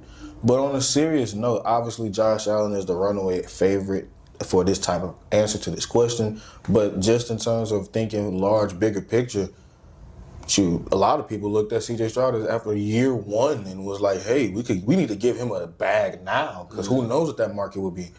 Now, especially with the recent stretch of games you've been having, 19 touchdowns, even with a concussion, having you missed 3 games, that ain't nothing to sneeze at. 8 interceptions, you had damn near half of it in one game.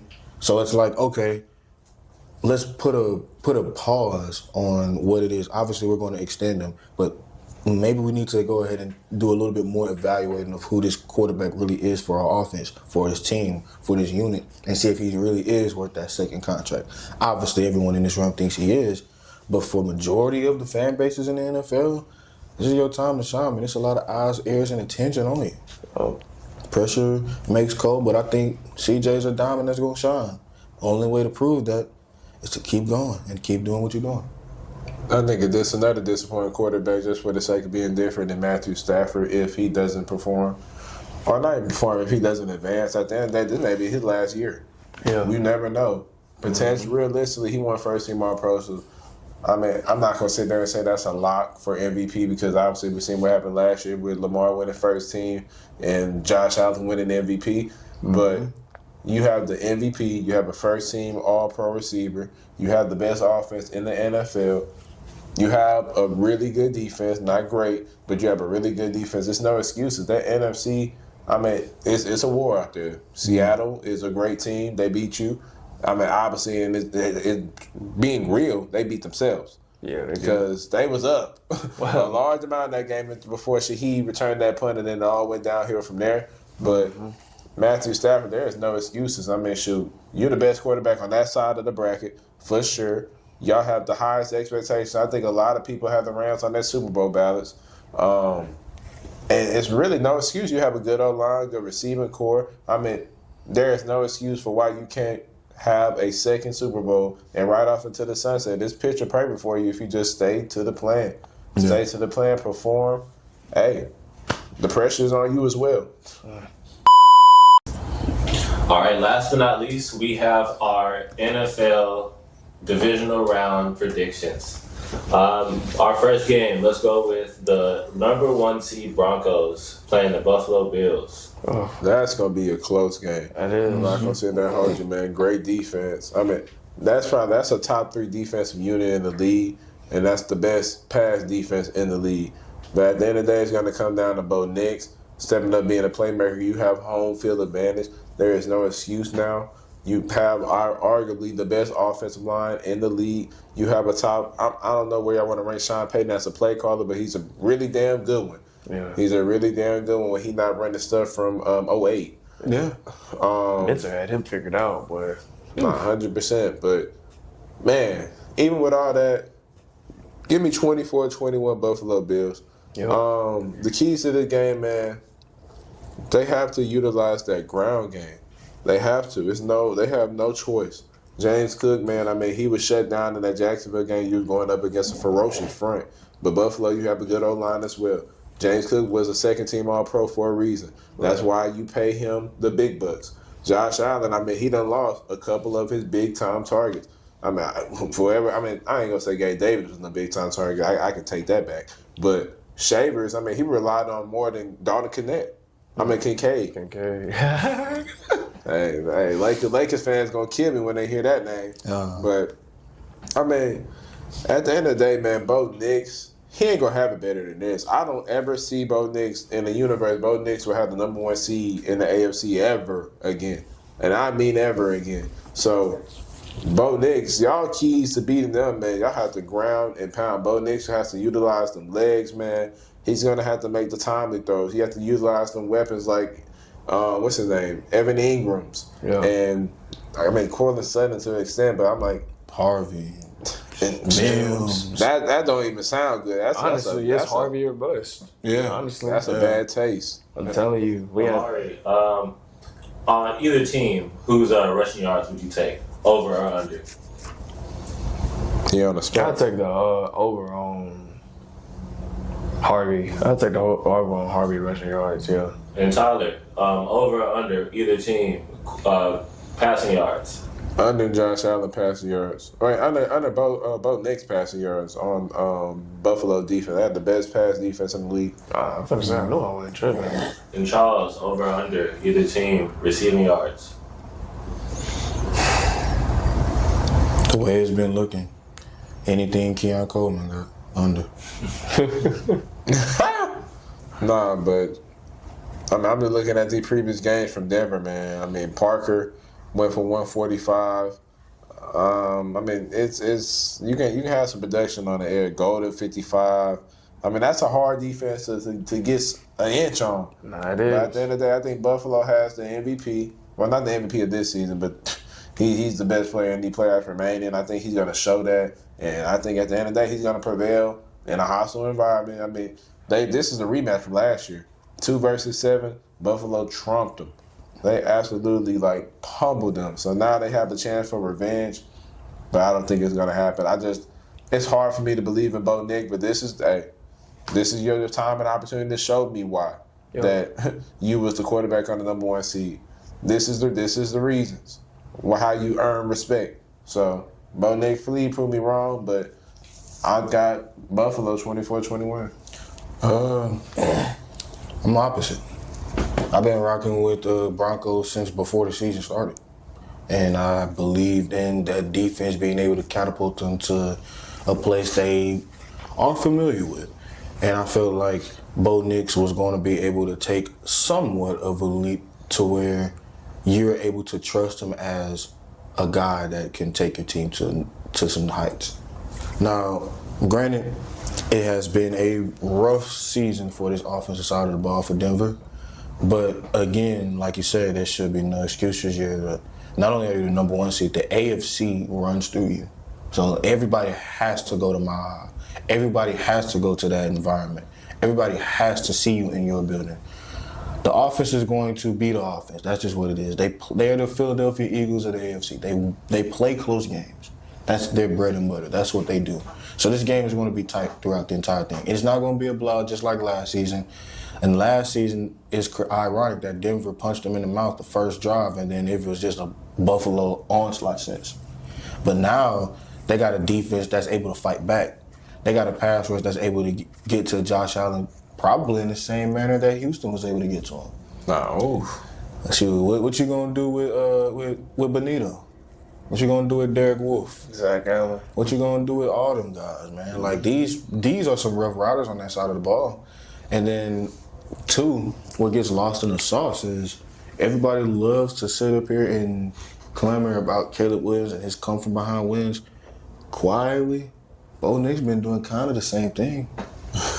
It ain't spectacular. It ain't like, oh my God, it's viral, jaw-dropping moments, but he has been winning close games. He has been going on game-winning drives. He has been coming from behind against really good teams, might have had you. Playoff caliber teams might have had you. Great quarterbacks might have had you.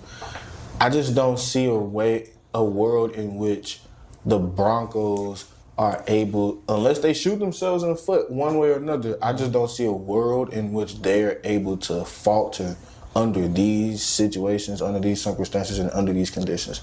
I got Denver in a low-scoring affair, probably 21-20. Give me the Bills. I feel like Josh Allen gonna take over this game. I think the keys for them to run this game, I think defense, they just have to shut down the passing. That's it. Make Bo Nix a runner. Make him one-dimensional, man. Make him one-dimensional. That's how we beat him. Even though that's regular season. But make Bo Nix a runner. Bless you. Yeah, make Bo Nix a runner and shut down the receivers. And they got the number 1 pass defense. That's what you said? The Bills, yeah. Got the number 1 pass defense as possible. So I'm not doubting Bo Nix. Bo Nix is a very good quarterback. I rock with him. And if he prevails over Josh Allen, hey, he does. You know what I'm saying? I eat my words. But, yeah, I got the Bills winning this one. Yes, it's going to be a tough front to go against. That front 7 is going to be tough for Josh Allen, but I think he can prevail. I really do. I really think he can seize the moment. I really do, man. So, give me Buffalo. I'll go 24-20 something.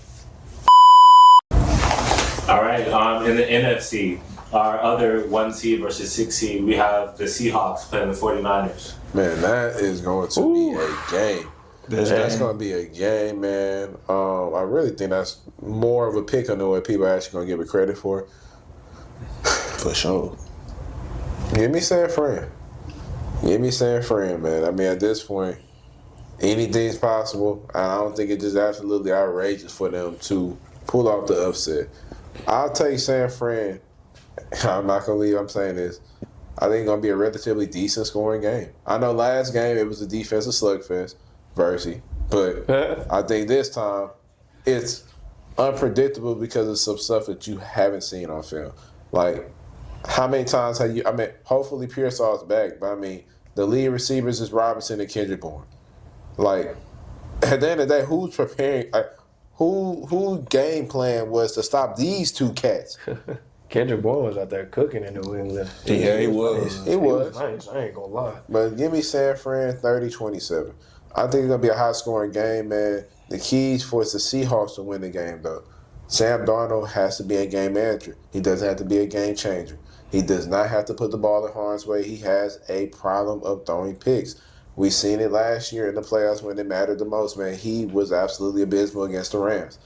Sam Darnold just has to manage it. That offensive line is good for the first time in a long time in Seattle. You got Kenneth Walker and Charbonnet. You got a two-headed monster on a ground attack. And you have your offensive weapons with Shaheed. You got Cooper Kupp. And you got JSN. With the tight end. Yep, with that tight end duo. So, hey, at the end of the day, I think all Seattle has to do is, play complimentary football. Kenneth Walker, Charbonnet, y'all loosen them up. And then JSN, Rashid, y'all take them downfield. And the defense, I mean, I don't even have to say too many words. I mean, that defense is, that's the second best defense in football. I don't think it's even a discussion. That's the second best defense in football, man. They have playmakers all over the place. I mean, DeMarcus Lawrence, where was that at? I didn't see that in Dallas last couple of years. But you come to Seattle, you turning it up. I mean, Byron Murphy from Texas, he's going to be a monster. What's one name? Ernest Jones, man. I mean, the Rams could use him. They could have used him, but nevertheless, he was Seattle. He's having an all-time season. I mean, Witherspoon, man. They call him Little Spoon. He's the truth, bro. He is the truth. He's one of the best in the nickel in the league. He's arguably top 5. I mean, shoot. Physical. He's coming down to put the thump. You got who's the dude name from UTSA? Tariq Woolen. You got him on the outside. I'm with Kobe Bryant, and you have and Julian Love still back there. Yeah. With Emma. Yeah, with Emma Ward. You forgetting about the player that starts it all, Leonard. Yep. So I mean, at the end of the day, that's a ferocious front. But I'm trusting Shanahan. Shanahan play calling. I feel like coaching will end up being the deciding factor on why the 49ers win this game. C-Mac, this is going to have to be the game of your life. I know the prime key points of Seattle's game plan is to stop 23. You can't allow that to happen at all. And I'm pretty sure that Kyle Shanahan will have packages for you to be all around the field, so it'll be hard for them to just key in on you. But at the end of the day, I think Brock Purdy has enough. I think Purdy's better than Sam Darnold. And I think at the end of the day, he's going to elevate that team to a win that a lot of people in America aren't expecting. I respect the 49ers. Like Kyle Shanahan, like I said, I think he's probably the best coach in the NFL at this point in time. With what he's been able to do with the lack of weapons that he's had for the majority of the year. Much respect to Brock Purdy. Much respect to what C-Mac's been able to do. The fact that this is what you get when he's healthy. Like, knock on wood. I hope that we continue to see it because it has been a problem. But when he's been in San Francisco, this has been a title contending team. And again, like I said, if I'm Seattle, I'm worried because of the fact that this team historically either misses the postseason or they go to the conference championship game in the last 3 decades. But with all that being said, man, this is the best team in the NFL that they're going against. And I've said that from the jump. Yeah. Seattle is a problem, and the fact that they're just not being given the level of respect that they've been demanding since the beginning of the season. Like, you already mentioned the defense. You already mentioned the offense. They got a great offensive mind, and Clint Kubiak dialing up the plays. He might get some head coaching opportunities after this season. And Mike McDonald, you seen what he did for Baltimore. Oh, yeah. You seen what he did for Seattle in year 1. Just imagine what was going to happen in year 2. Oh, yeah, best defense in the conference. So, all that being said, the X factor at the end of the day is always going to be Sam Darnold because we just never seen him in these moments, these high leverage moments, in a positive light. We seen him against Detroit, and he ended up folding.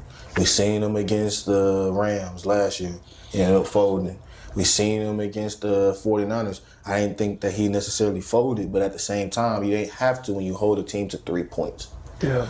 So, with all that being said, I think this has the potential to be a shootout, but I'm gonna treat this like the NBA. A lot of times in the NBA, the team with the better coach loses to the team with the better talent. And I think that this is the case right here. 30-27, Seattle. My bad. It got caught on my shirt and it like came off. I don't know. Hold on, my bad. Let me get right. For me, I got Seattle with this one. I ain't gonna lie. I'm gonna take Seattle with this one. I think it's gonna be pretty much like a high scoring game, man. I'll go 30-27. Give me Seattle with this one. Bro, For real. we jinxed the crap out of that. You Everybody- chose San Fran. I'm talking about 30-27. We all got the same score. I mean, it's gotta happen. Hey, I Yeah, think it's this gonna be a one. good game. I ain't gonna lie. I really do. Give me your pick. Either quarterback. Well, either one throw an interception. Yes. Yes. That's Sam crazy. Darnold. Most definitely. Well, Sam Darnold. both of It them might will. be Purdy. Sure. I'm saying both of them will, but Sam Darnold's first. For either team, what would you go for the kicker? Jason Myers been like that, bro. I think Myers. For a long What's your time. Yeah. What's your pick? Kicking points, Kicking. longest field goal. Kicking. Little kicking points. Kicking points. Little kicking points. Never go wrong if you see 6.5. Yeah. Never go wrong. And then Charles, I know you like to play it risky. Give me a player to record a sack.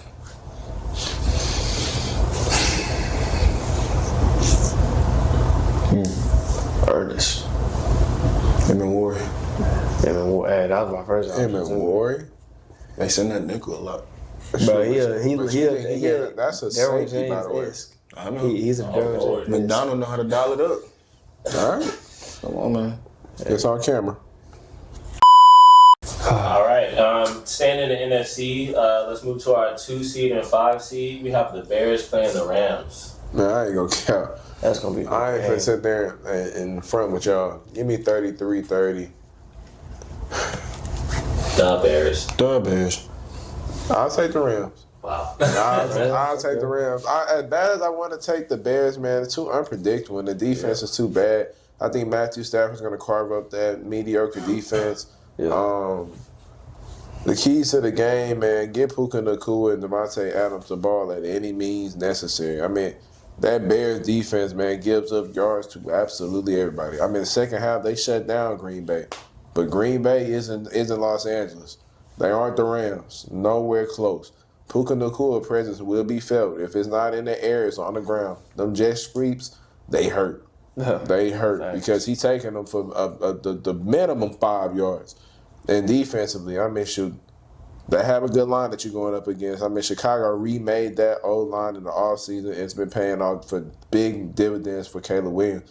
But Kobe Turner, Jared Verse, Fisk, and not Kobe Turner. What's the other dude? Durant. Byron Young. Byron. Hey, everybody see y'all as a top 5 defensive line unit for this reason and this reason only. It's time to go hunt. It's time to make your impact felt in this game, man. Caleb Williams bound for a pick. If I was a better, I would take a Caleb Williams pick because he's going to throw one. But overall, I believe it's going to be a high-scoring game. I think Matthew Stafford's going to make the plays eventually at the end of the game. I think that the Rams defense is going to be able to hold them just enough for them to get that win. So give me 33-30 Rams.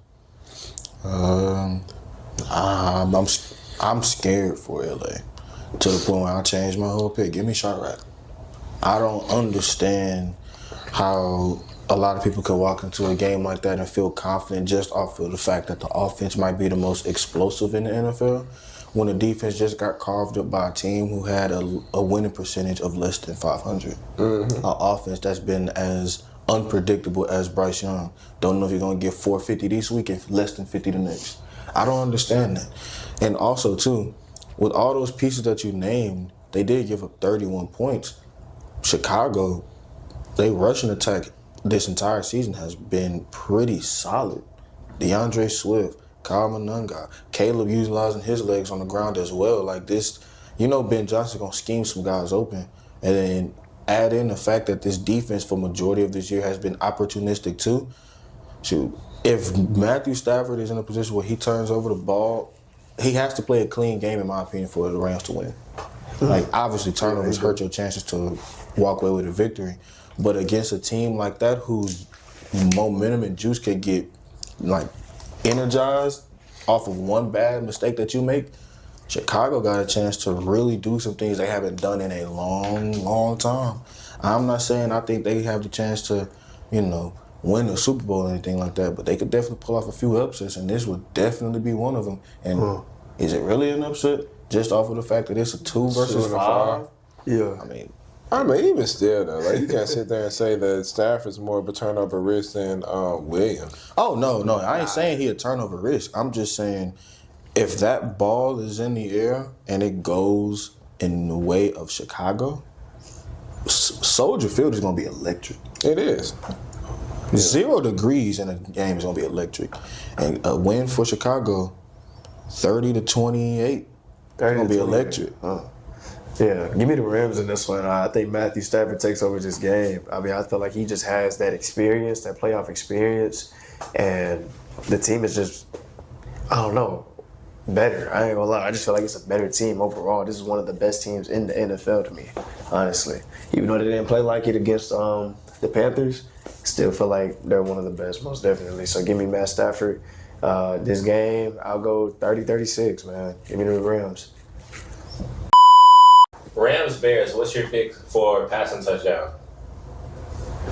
Over 1.5 Matthew Stafford. If that's a line, it probably will be boosting on majority sites, so 2.5. Yeah. I would still take. Field goals? I don't know. Take the Rams kicker. He pretty solid. He chalked me last week on the longest. I didn't think he would do so. Longest reception? Puka. They're cooler. Yeah.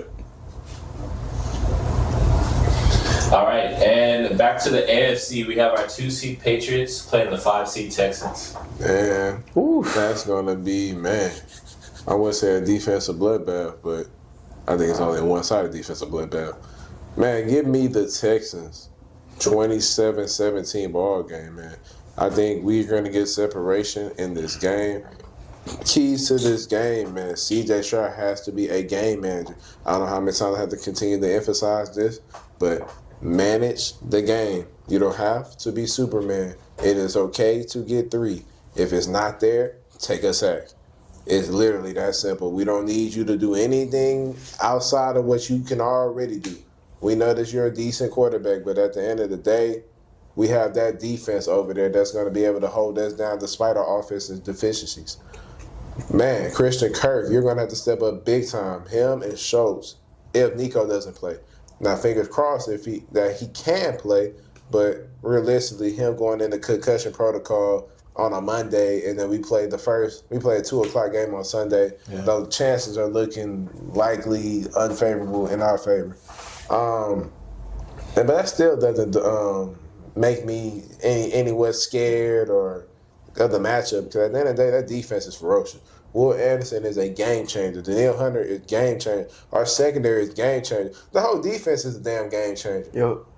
We're going to be aggressive. We ain't sugarcoating nothing. We ain't hiding no looks.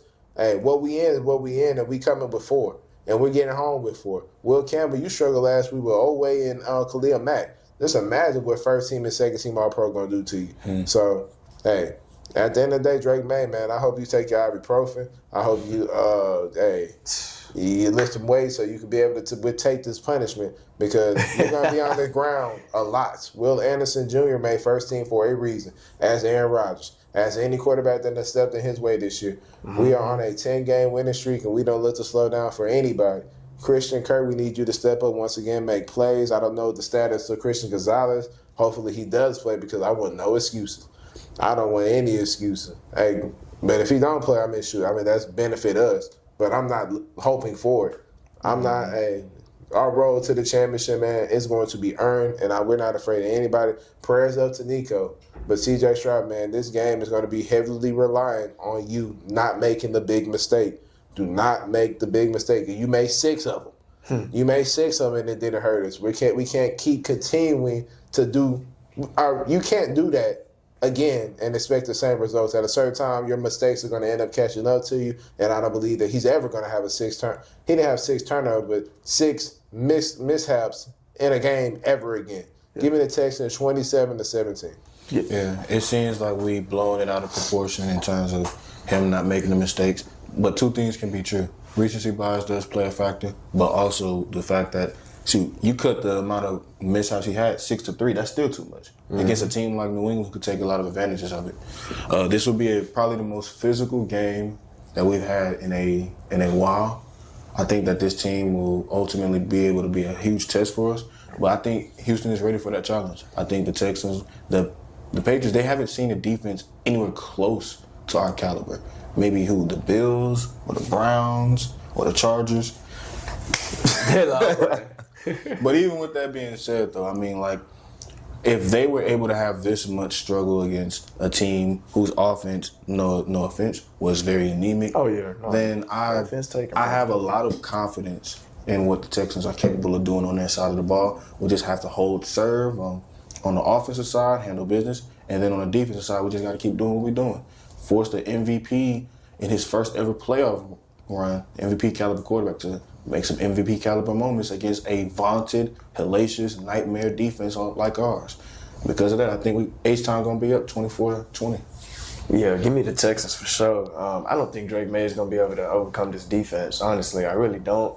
He's a great quarterback and all. Yes, he's having like an MVP year and everything, but that's the best defense in the league right there, man. Hey, Texans are going to get this W. I think all it falls on is just Stroud. That's it. Stroud got to manage the game well, like he said, and put the points up and make the right decisions.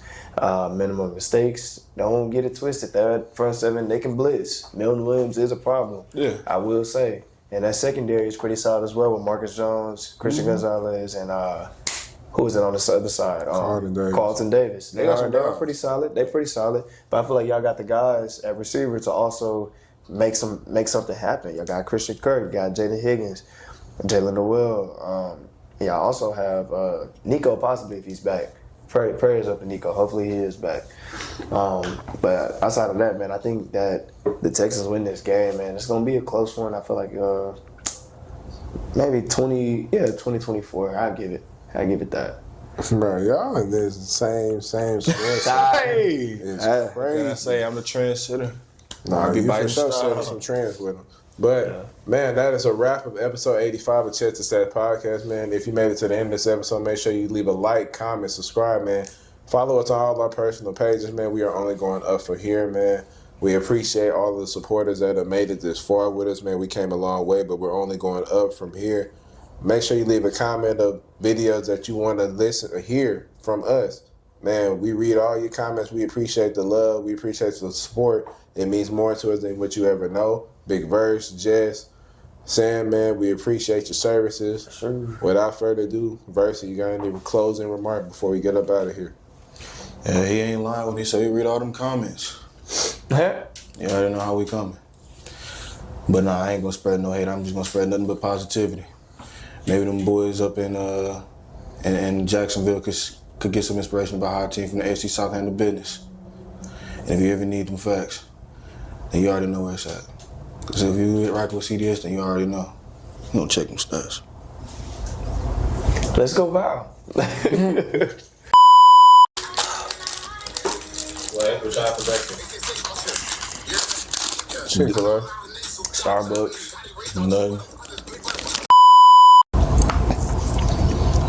We live. Yeah. Shit. Man, here we live. And Block Brother's not that bad, bro. I fuck with them, but Apparently not. Like, damn. man, here we live and immediately get the breakage. Arms. We're going at the Ball Brothers. My bad. My bad. My bad, Lonzo. My bad, Lilo. I bet. All right, we rolling. Yeah, that's not over. That was just my team, so I had to tell them. All right, sure. All right, rolling into the next game, man. We got the Steelers versus the Texans. Monday Night Football, the last game of the playoffs, man. Big verse. I'll bounce off of your take. What is your original first reactions? No cut. Nah. You good? You good? You care? Like,